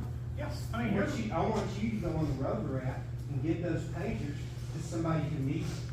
I'm That's what I probably want. not gonna do it, but they were bought for this department, and I told them when they bought them, if you retire from this board, you'll have a choice, you can take it with you, you can pay the full price of the paid for it, you can take it with you. If not, you will turn it in. Those pagers belong to the fire district, not the fire district. So, if a board member say, I quit, I'll turn it in, I don't want it, it will go to the next board member. That's gonna be part of the attire of the board then. Well, can I ask you a question then? Sure. If you do retire and you decide you want to keep that pager and you pay this district for it, Yeah. why do you need a radio pager if you're not on the board or a firefighter? You can go to Walmart or one of these places, you can buy one right now that you can listen to, the Fountain Lake Fire Department. People like to spend taxpayer money for it. Long as it's coded. Huh? As long as it's coded. Yeah, it's not that hard. It's not that simple. Well, Mr. McGrew, didn't you tell me you bought a radio or something? Where'd you buy it at? It's a scanner, I bought it on the internet, $440. It's a, hands-free, it's not the top of the line, but it's a power supply. Anybody can do that, that's not. That's what I'm saying. So if a firefighter is here and he's getting turned by this department, he leaves this department and he says, well, I'm gonna buy those turnouts, you're gonna let him buy them? Absolutely not. No, What's the difference? that one from our department. And What's the difference? well, the paper belongs to this district, What's the difference? and the turnout belongs to the firefighters, but they can't take them with them. I'm not gonna argue the point, we can stay here all night. We've got a long list of This people. lady's had her hand up for a long time. Ma'am, So going along with his question, I have a question. When were the papers voted on? Because obviously earlier, we had to have a motion, and we had to second, it had to be unanimous. Because they're not in January or February's minutes, so at what point were they voted on publicly and purchased? It wasn't voted on publicly with the board members, it was voted by the board members. You can't do that, Provide Lee. that information? Right, yep, I understand that. So I'll take the vouch for that, because like I said, I'm the one that set it up. I was gonna be the one to write my check It's for not it. just one to blame, it's all of you. I'll take the blame for it. Respectfully though, they declined you purchasing them, so that pulls it out of your hands. So that money was spent without a public vote that should be documented. So in order for it to be illegal, spending of money, proof of that vote, that unanimous vote has to be provided somehow. And it's not in January or February's minutes, and they've obviously came in. So at what point were they voted on to spend that money that way? We talked about it, it was during January is when we brought it up and talked about it. And then, is that correct, John? No, they're not, it's not in the minutes, but I'm saying, we talked about it prior to the board meeting. And then I said, well, I'll start getting quotes on it, when I got the quotes on it, and then I just started taking an eye order. So do board members have an amount of money they're allowed to spend without a No public ma'am, vote? no ma'am. As I said, I was gonna take it, not a check for it, and I talked to the board members, and they said, well, the board can take it, and we should just pay for it as a board out there in the Fire District. That's what I- Sorry. So therefore, that's an illegal purchase because you did not vote on it, you did not bring it to the public's eye about the situation. So therefore, you illegally taken money out of the fire department's funds to purchase something to benefit you I don't think it's illegally, because Actually, the it's fire. a Class C misdemeanor, according to the Arkansas Open Meeting Law and the Freedom of Information Act. You guys have violated both. I'm sorry. So would it make y'all more happier if I just go ahead and write a check for it, then, and put the money back in the account? Would that be appropriate for y'all? Would that look better for y'all? It's not about appropriateness or what would look better, it's about what our board members are doing, not only to our community, but the firefighters also.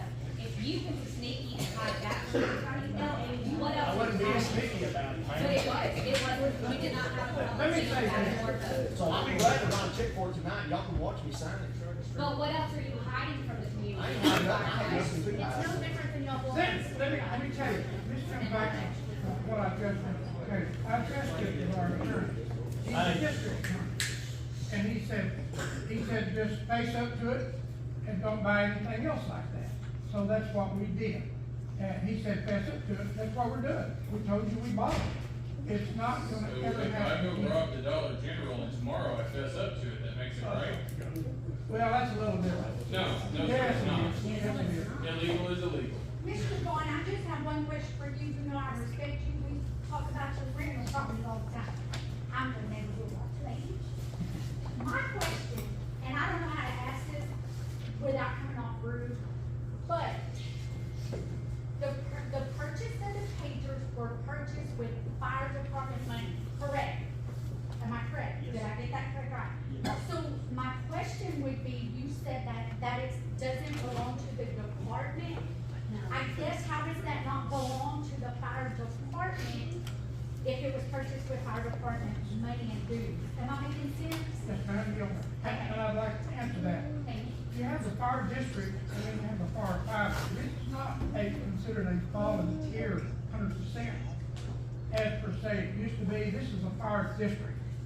And this gentleman went right here to the Court Court and got the blessings of the Court to make this a fire district, because your assessments on your taxes. The pagers belong to the fire district. Am I making myself clear, Crystal? But, I mean, we weren't trying to hide Why it. don't we have separate accounts then? Because I totally get where they're coming from.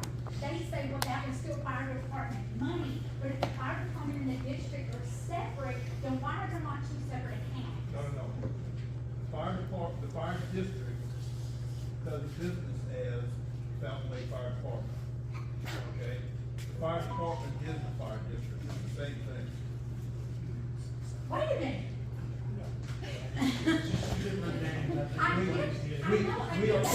Legally, we are the Fountain Lake Fire Protection District.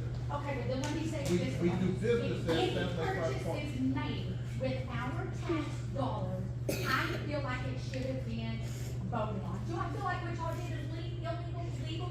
I don't know, I'm not a cop, I'm not a judge. I don't know. But if you're gonna spend my tax dollars, I feel like I should have known. Y'all opened a can of worms with this whole community, everybody did. I'm disappointed in the way maybe y'all addressed the chief. I'm disappointed y'all as a firefighter, why did you walk out with your other brothers that chose to stay, and you walked out in the community? So I'm disappointed in y'all too. My next question is, why was the chief addressed about what happened with the fight, and why wasn't there a board meeting for the community to know that a fight took place? Why did y'all privately question the chief in a board meeting? It was a segment meeting, it wasn't private. That's just a segment meeting between the board members and who was involved, so, yeah. Okay, I got you. Respectfully, according to the FOIA law, any executive meeting has to be announced to the public within 24 hours. So calling the executive meeting with the former Chief Burrows actually violated that as well as no disrespect to you, Ryan, whatsoever, but as well as convening to elect a fire chief and not holding a public vote also violates that. He's an interim chief. Yeah, He's not permanently in that seat right there. It doesn't specify. Interim is not in here, part-time, full-time, volunteer, none of that is. Executive meeting that was not announced prior to Chief Burrows' meeting. And obviously, we have named new chief, because here we are in a public setting, but the law states a public vote. All the people that applied for that interim position were all told ahead of time it was an interim position. And the public does not vote on that position. The public doesn't vote on that position. Can't have a, Not the public. Do you understand that? you gotta give 24 hour notice before any. Jeff, hey, Not voted by the community members, but a vote that was done publicly, like we are convening tonight. What she's saying is that y'all did the vote in private and didn't do this vote in front of us. That we're not the ones voting on this. It would be y'all, the board members, that are voting. I think that's the point she's trying to relay. And I think legally, the other point she's trying to relay is that the firing of Stephen Burrows, according to whatever law she picked up, the firing of Stephen Burrows is null and void, as well as, no disrespect to you, Mr. Ragsdale, the appointment of Mr. Ragsdale as chief is null and void at this point either. According to whatever laws that she not resign? he resigned. We didn't fire him. That's what y'all don't understand. Session that was never He called. walked out on us. Executive session, I don't think anybody could see anything goes on in that. Well, let me tell you, I talked to the attorney, I've been in contact with him a lot. You're wrong, ma'am. Anything that happens in executive session does not come out of there. Our attorney said, do not reveal anything. I don't care what your paper says, ma'am, I'm going by our attorney. It's law by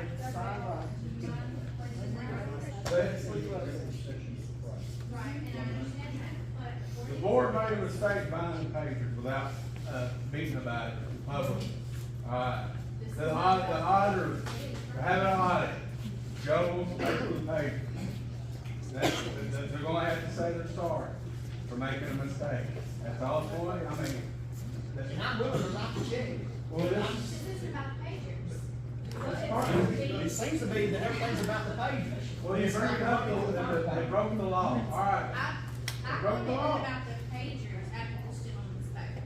The executive session I'm bringing up at this point is about any executive session where any decision was made. You can't see that stuff. No, ma'am, that, I think they're looking at the circuit or district court and judicial system. On a firefighter in fire district, I don't think it applies. The attorney said, we had the choice and the right to fire Stephen, period. We didn't fire him, he resigned, and we're not gonna divulge what happened in that I'm executive not session. asking what question about what happened. I'll make a comment to this. Yes, ma'am. If you go to the Fountain Lake School Board meeting, and they go into executive session, you do not know a thing they talk about. It's the exact same. That is correct.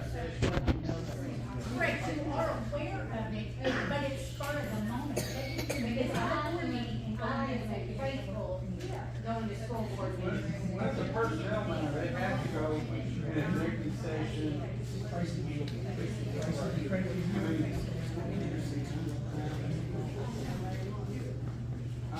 All right.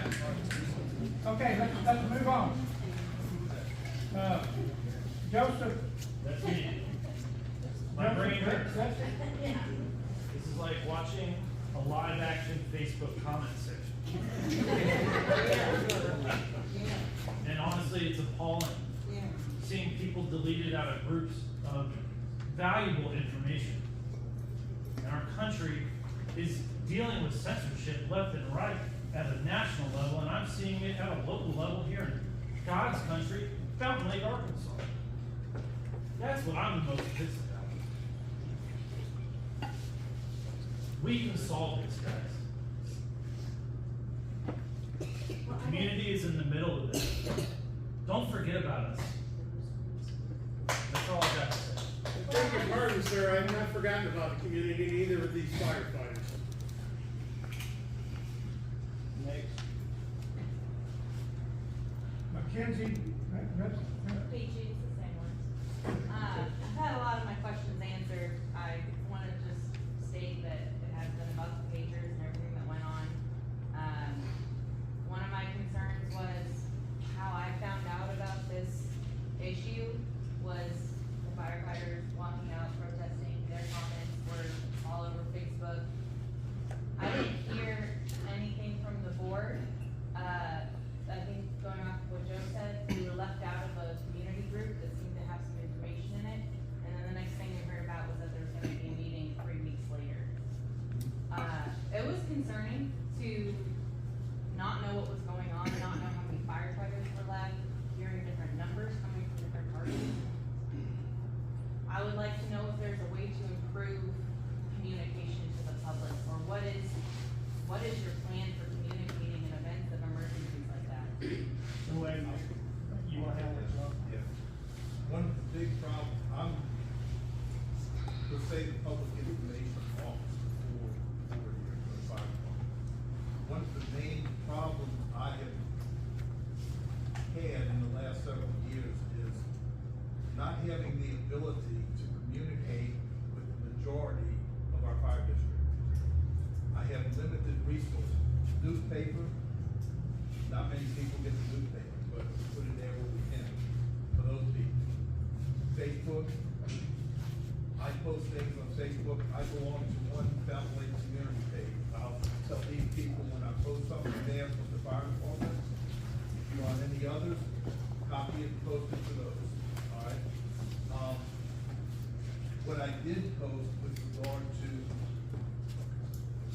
after things started going was, number one, I posted that there was information out there stating that the fire department was closed, nobody was here.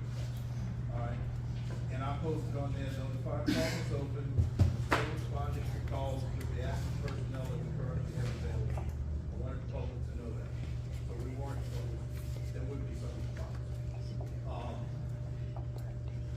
We stayed out of the fray, so to speak, in that we did not, as a board, we decided we did not want to get into a debate on Facebook.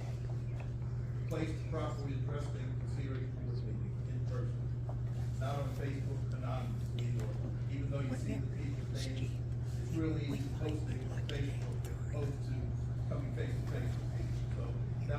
decision as a board not to just keep going over things on Facebook.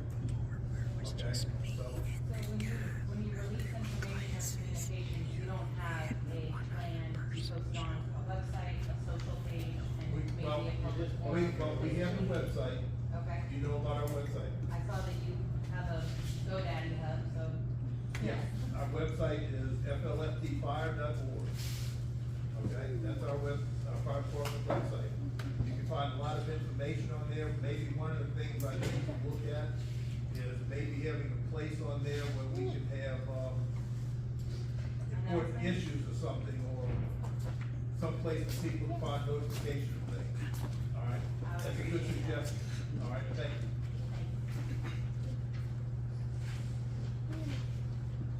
Andrew?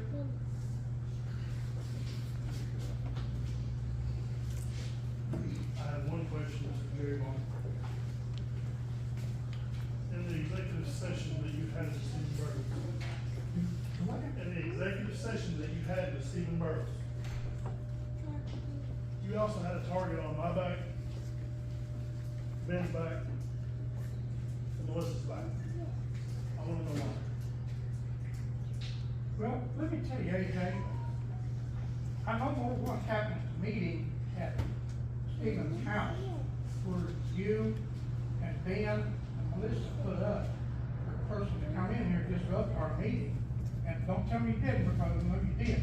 I ran into a firefighter, I don't even know him, and he told me to be prepared at the last meeting, because y'all were gonna set us up and run us off the board.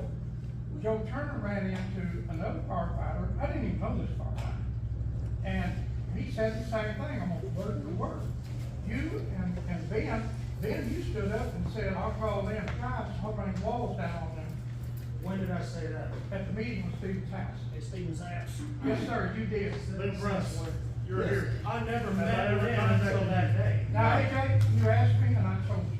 I understand, but in front of the community, I have a right to defend myself. And to clarify, because I'm Lynn Price. I never met, Another line. I want the community to know I that didn't I know never this met. I never met Lynn Price until the day of the board meeting. I've never, rumors going around that me and Lynn used to live together. No, I didn't know that man until here recently. So all the information that you got supposedly and that you're getting is false, sir. That's not true. How can you say that when it's on a hearsay? I can't tell you in executive session what happened, I won't reveal it, but If it's you guys hearsay, did say it. No, sir, And we don't need folks like this on this fire department, it's gonna disrupt our service, and they'll have to leave this community. With all due And- respect. And you guys resigned, we didn't fire any of them. Let me speak, please. I lived on Fox Pass for over 10 years. 27 wrecks in my house. I know Ben from those wrecks. I know several of these guys from those wrecks. I need them. I don't need you. Yeah, well, let me tell you, we've already got a fire department assembled again. But we have a board we can't trust. Well, they resigned, you're not getting it through up here, they resigned, we didn't fire them. You're sitting here saying that you heard hearsay, as you're saying that we said things, No, and you you can't wasn't prove it. involved. You can't prove it. You cannot prove anything we've said. Just like we can't prove anything you said. So what you're saying, and we say is, hey, you said this, you're saying it's hearsay, so nobody should listen to it, so why should we give you that same respect? Based on the fact that it is hearsay, it's for argument's sake, this is not completely hearsay. Given that, why still put that target on our backs if it's hearsay? I don't put a target on your back. Matt, Who divulged to you what happened during the executive session? Sorry. Who divulged to you what happened during the executive It was actually a board member. Yes, sir. It was not, I don't think it was. You said a board member told him what happened in executive session, so who's the board member? Well, it's not executive session now, so tell it, you done said it was a board member. But he's not saying Wants to know. He said it. So we're asking. So he told you about executive meeting, what happened in the meeting? Again, hearsay. Is it hearsay? Yes, sir. So you just sat there and said somebody, the board member that told you. Is this man sitting right on the Me? Yes, sir.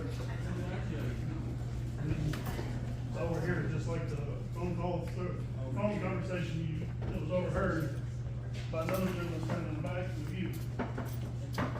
Now, when did this phone conversation take place? I've never used my phone down here. What is that here? In the restaurant.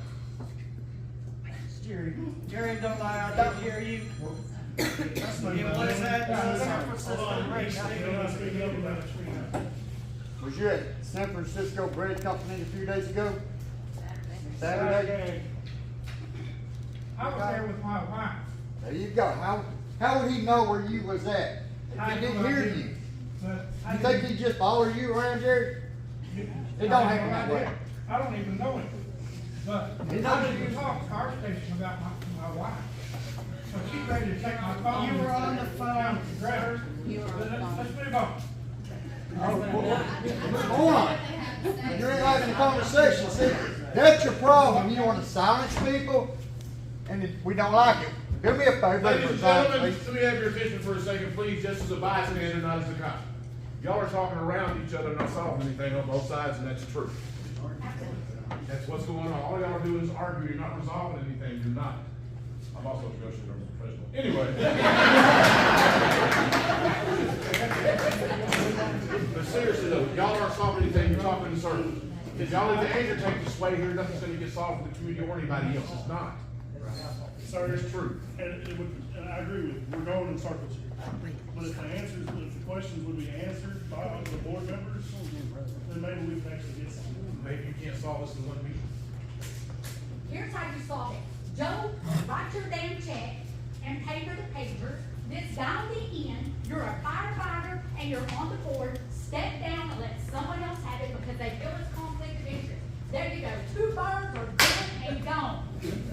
Now, our next situation is we've got a community out here with a hell of a lot of elderly people, and it's about time we come together because I am with this guy right here on Foxtown. I lived at 4908, right across from Caldwell. You know how many of these guys had to come to my home because I had a call because someone was hurt on the road? We need them. But do we need our board too? Absolutely. We need them all. So it's time we all grow up, quit acting like we're 5 and 10 years old, put your feelings aside, and let's move forward. Because someone's going to get hurt in this situation. And when they do, I hope you can sleep at night. And that goes for you guys, and that goes for y'all. My next thing is, I would love if you are still serving on this department, please stand up so we can get that answer out of the way. How many's on the board? How many's on the department still? There you go. 1, 2, 3, 4, 5, 6, 7, 8, 9, 10. 10 people on the board. 11. So there's 11 firefighters. On the department. So there's 11. That answer's been solved. There's 15 firefighters. Some didn't show up. Okay, so 15. We got that solved. So everybody got your answer? There's 15 on the department still, okay?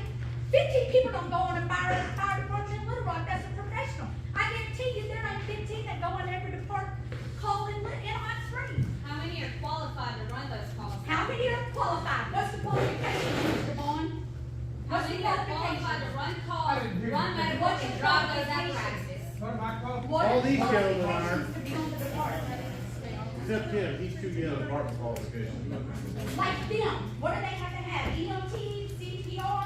What's your EMR, and firefighter, you have to be checked out and cleared by Brian Shannon or Mike Grigsby. And I can answer your question. There's 6 of us on this department that are EMRs. The rest are driver firefighters. Okay. Which is no different than it was before this all happened. And Brian and myself and Mike are available during the day. I got an award last year for running the most medical calls in this fire department. And I cover those calls.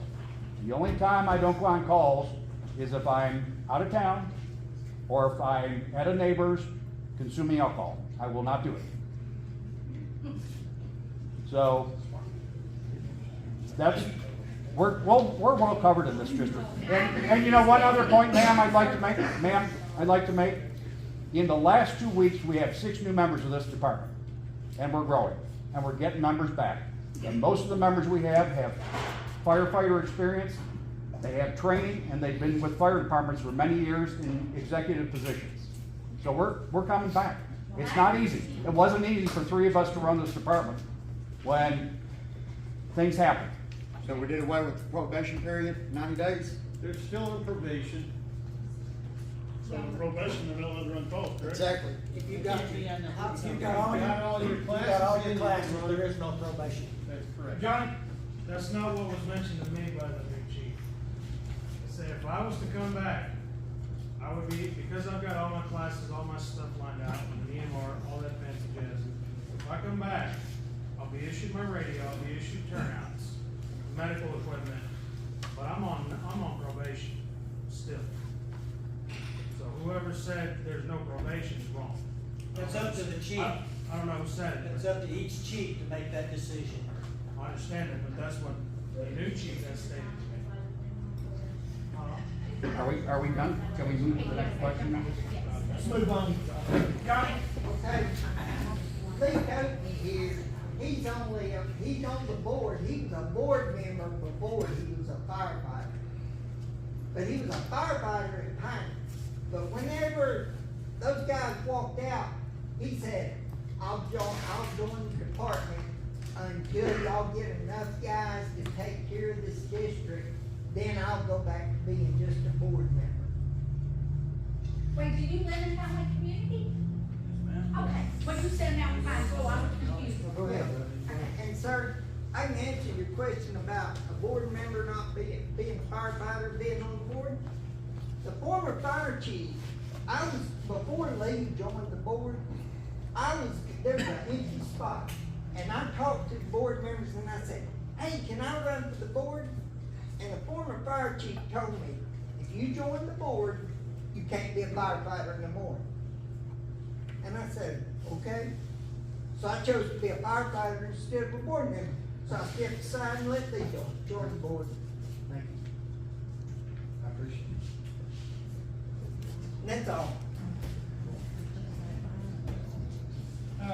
Ben Roche, most of my questions have already been asked and answered, but I do have one for the new chief. Going forward from all of this, what steps do you have in place to take this department in a positive and upbringing manner?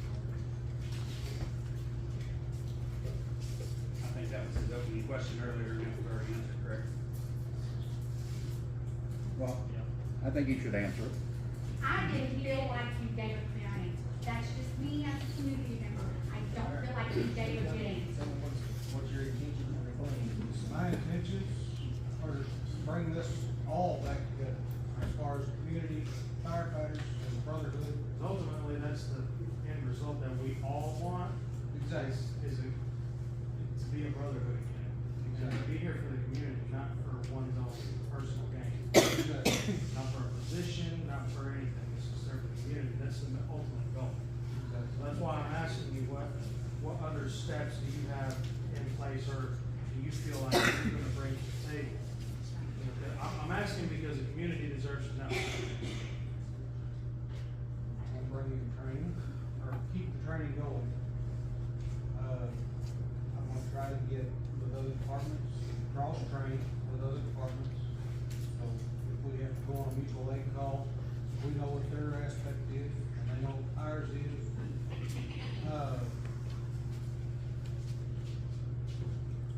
Be out there with the firefighters, working with the firefighters. Training, try to get more firefighters involved. Being in your mind, you were one of the design, right? So in your mind, what does it take for you to want to be part of this fire department? Ultimately, based on the actions that the board took with mismanagement of money that we feel like they mismanaged the money. And they answered that. And they've answered that. Me as a community member, and I know a lot of community members have the same worries, we would like for them to step down and allow for new board members to be elected. So there is an election that comes around.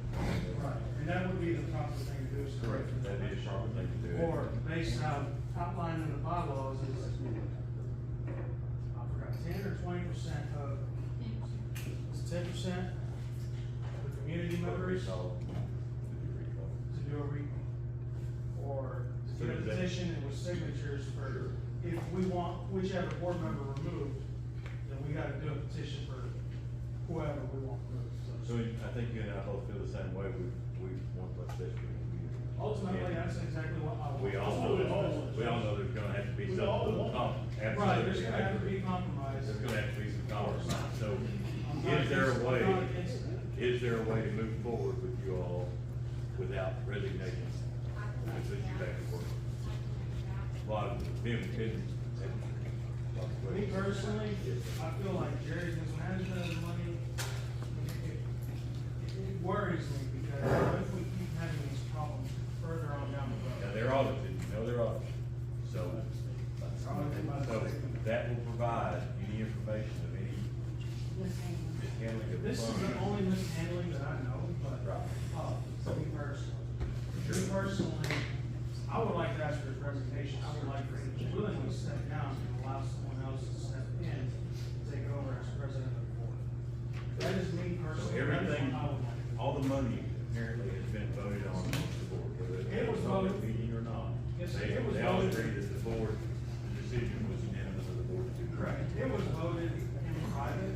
The only reason I found out about it is because the former chief Stephen Burrows, his wife Melissa, she runs her catering business up by food for American Egg. And I asked, hey, where did all these papers come from? Because I saw them in his house. So is there a way, So ladies and gentlemen, to resolve this without resignation? I personally feel like we've been lied to and mistreated, and when I'm in a board meeting and I'm told to sit down and shut up, that shows disrespect. That is right the there. other thing That too, is is disrespectful. Mr. Vaughn clearly disrespected one of the community members, Mr. Lynn Price, and now I understand the way Mr. Lynn Price presented himself was probably not the best at the time. His manners, not what he said, it's how he said it, but also the fact that Mr. Vaughn, the board president, clearly told him multiple times to shut up and leave when he will be removed by force. It's kind of his job as chair of the meeting. If somebody comes in. That's this fine. and if somebody comes in. I have no argument against that. It's not what it is what he said actually, and how he said it. Right. It could have gone a better manner.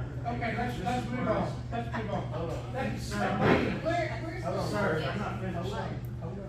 Mr. Vaughn, I'm not finished. That's what I'm talking This is the about. other thing I'm talking about. You only got 2 minutes. That we're not. What we're trying to do is find resolution, we're all, we know that there's an issue.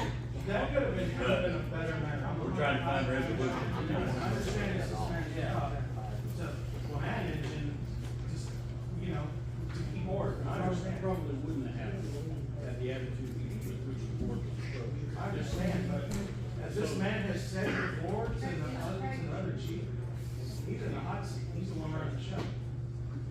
It's ultimately on him if it gets unruly. So telling somebody that they would be removed by force if they don't settle down. So that's correct. There was no mention of law enforcement. There was no mention of law enforcement in that meeting. But as the gentleman in charge of the meeting, it's his prerogative to make sure that that meeting continues That's fine. with the agenda. I have no issue or quarrel with that at all. It's his manner and the fact that he can openly, an elected official can tell a community member, shut up and get out. And very rudely, this is my. If they don't approach the board in the right way, that's absolutely his. He raised his hand and it was recognized. It wasn't how they approached it, it was what So, you brought up. so he gave him the opportunity to speak. He gave him an opportunity to somewhat speak, and all he did was interrupt what Mr. Price was saying. His voice wasn't allowed to be heard more or less. And on another note, he also, whenever I left, he said Lynn Price is gonna go home, he's gonna blow us up on Facebook, but I'm an admit, I will block him and I will delete him. And y'all sat there and talked about it, looked at my post and the rules, and did y'all not, the other board members tell him, don't mess with Lynn's post, you make it look like you got something to hide. Then your famous words. Did that not happen? Coming out the door, you said, I'm gonna post everything that's on Facebook. No, I told you I'm taking it to the community, is my exact word. Tracy, There is a disconnect between this board and forming fire and people in the community. My question is that we know what has happened now, and we know the consequences that has come from it. What is this board going to do going forward to bring it back together to where this doesn't happen again? To where you don't make decisions without going through the proper protocol to spend money, to talk to people the way they need to be talked to. I mean, you guys, have y'all discussed it where this doesn't happen again, where you follow the protocol, you make sure you're following the protocols? That's the question. I was gonna say we were just talking about the 1,500 emergency fund that we just approved tonight. So that's one way that we're trying to be proactive about that. Because as we said before, we only have 500 a month for the Jeep, 50 a month versus 100 for that. So that things aren't voted on, between the board and a session that's outside of a public session. Because sometimes they have to Jeep for, maybe a truck blew up or something happened like that, so we needed to replace something. But, so we can be proactive, that's why we discussed the 1,500, and that seems pretty adequate to be able to cover something in an emergency type situation, or wait until that next board meeting and then vote on it then.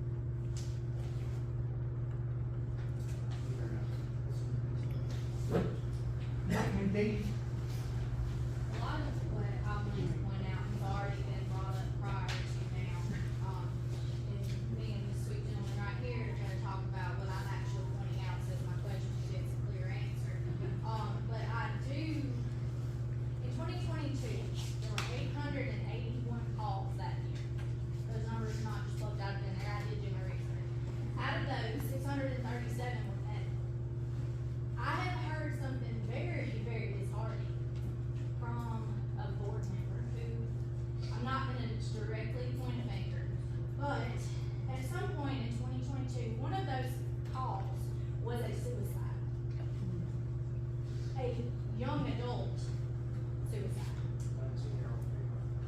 And the comment that was made from the board member was to the nature of, she got what she deserved.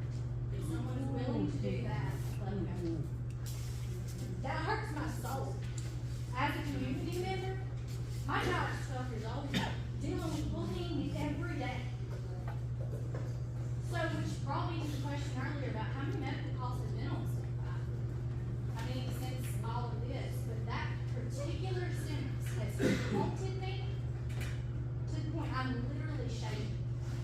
Because if that person is still a board member, because this comment was made in a public setting, they should be a board member. Exactly. They deserve no sex value at any point. Did you hear them say it? I did. Huh? I did. Brian?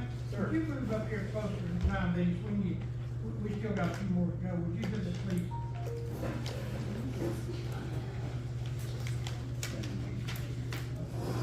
Will the board answer for what she said? There's nothing answered.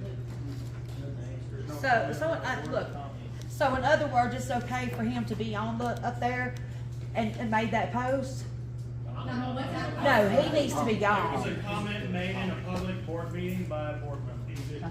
Okay, well still, that's wrong. Let me go ahead, because I know who you're talking about, I'm not even gonna name names myself.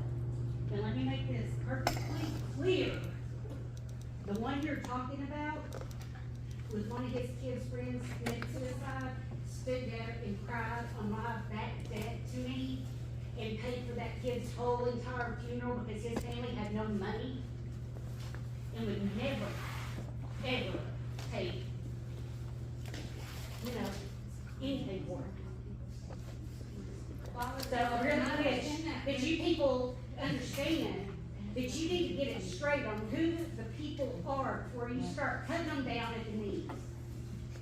It's not about us cutting them down, it's about us pointing out their flaws when they're trying to. Well, you know what? I bet you got flaws. We all got flaws, every one of us. It's not even about that for me, and this is my question.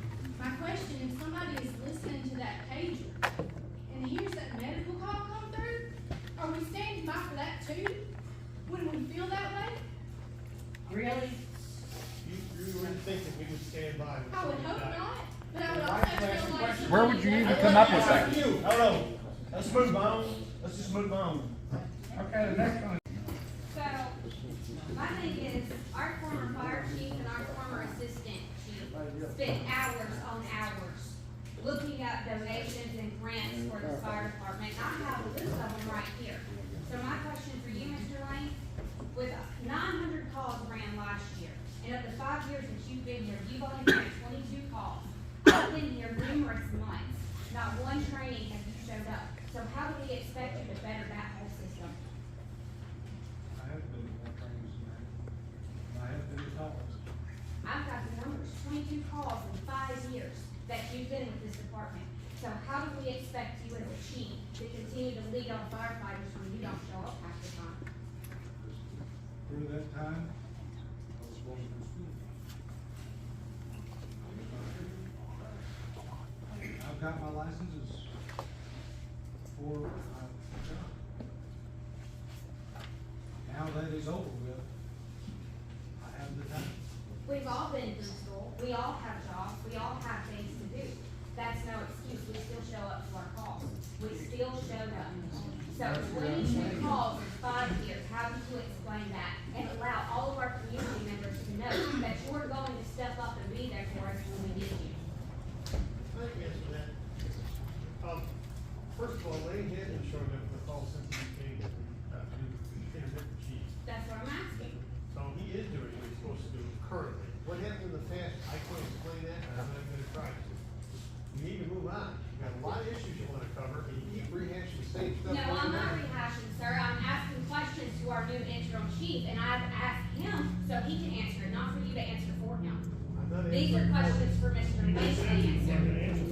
Yes, you just said you wanted to answer for him. Why don't I'm Mr. sorry, Lane I not didn't answer mean to for answer himself? you, Lane. Now, there's several of these grants that our former chief and assistant chief have went through and made sure we can get for this department. So what kind of hours are you going to put in to make sure those grants are accepted and go through all the paperwork to get those grants done? Whatever hours it takes. Do you know where to look? Do you know what to look for? Yes. That's time to move on to the next one.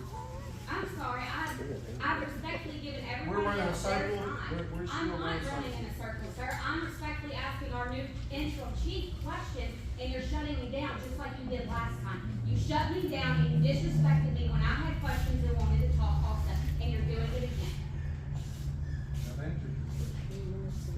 No, you've given a political answer to the best of your ability.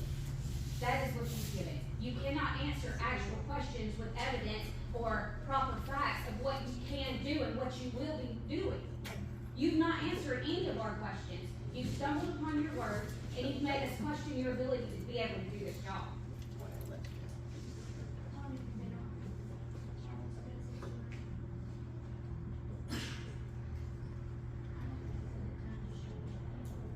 He's had plenty of time. He's been on this department for 5 years. We've all had jobs. We've all gone to school. We've all done several things. But we also showed up to our trainings. We also showed up to scenes. County? 22 calls in 5 years. How much? 6 minutes right now. You're at 6 minutes right now. 6 minutes? Yes, sir. Okay. County? Yet everybody else had plenty of time to talk and be able to get questions out. But I'm getting shut down Ma'am, again. you've had 6 minutes, and this man here had his hand up. But I'm getting shut down again. Well- That's understandable. We see where you're standing, sir. What's that little old country club up the road here, that's got them apartments in the back? Belvedere. What was that couple that died in that fire? Yeah. Lane Ragsdale had knee replacement surgery, and while he was off with knee replacement surgery, he couldn't fight a fire, but he carried his tail up there and operated the pumper for him, so that the firefighters couldn't fight. That's what I was asking. Why can he not answer his own questions? He's a great firefighter. That's all we're asking. We're not trying to condemn him by any means, but he's not answering his own questions. He's having to have y'all condemn him. That's questionable right there alone. That's called loyalty when we defend him, man. What we did was loyalty too, but we're being condemned because of what we done. Okay, let's move on. Let's move on. David Griffin? Where you at? A lot of my questions have already been answered, but I would like for you to personally answer why was such a vendetta taken out on social media, and if we can't trust you, how many firefighters say come back and be left? Are you that much more important than the safety of this community? No, but I'd like to address that. Because, you what there? I said, you stay. He's not a firefighter. Are you talking about why I stayed on the board? If they will come back, if you leave, are you that much more important than the safety of this I'm not community? gonna do it. They resigned, I didn't. Jerry, you don't have to answer that, move on. You what there? Noted. I would like to say something about that. Some of you know me by face, some of you don't. My name is Gerald Dunn, and I am the White Elk in Florida. Okay? I know what a lot of opinions are, and I don't want you to talk down on this or anything. But my point is this: you have a board, and you have your firemen. When the fire comes out, who's going? The firemen. They're the ones that are going to do the work to save the house if possible, or save family members, pets, whatever. You get rid of these guys, that doesn't stop. The community is still protected. But you walked out and you left your community unprotected. Now, I've never worked in volunteer. I was an EMT. I was one of the original EMTs in this county. I worked under Steve Wojcik. I am the original EMS cowboy. For 10 years I did that. And I loved it. Now, me and Steve Wojcik, we go around and around a lot of times. And he fired me 6 times in one day. The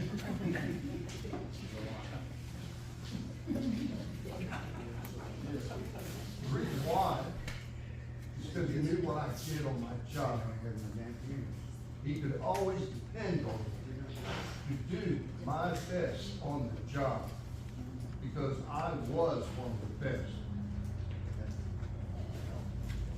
I've also worked 23 years as a nurse. I've worked in pediatrics, I've worked in ICU, I've worked in medicine. Yeah, I did. A lot of years, right here. And across the country. I did travel nursing while I was doing that. Then I started teaching kids with disabilities. And I loved that job too. What I never did on any of those jobs was to quit when I was needed.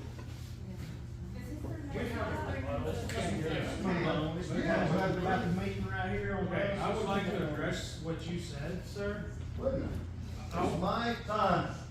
It's my time. Your 3 minutes is up. Your 3 minutes is up, sir. I don't mind.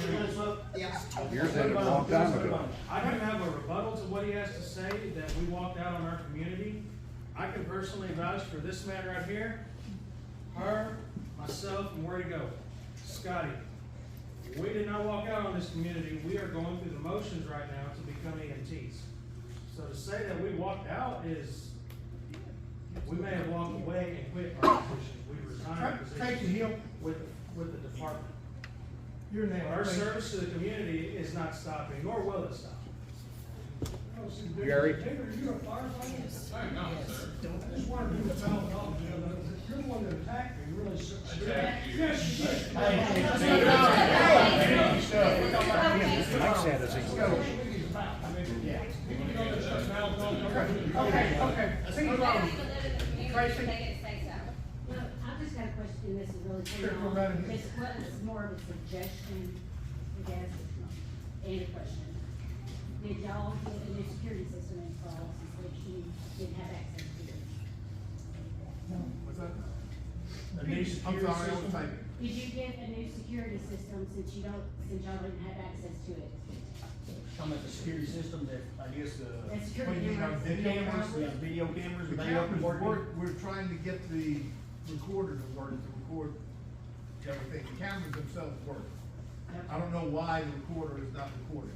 Okay. John, I might be able to help you guys. Yes, sir. I do have POA.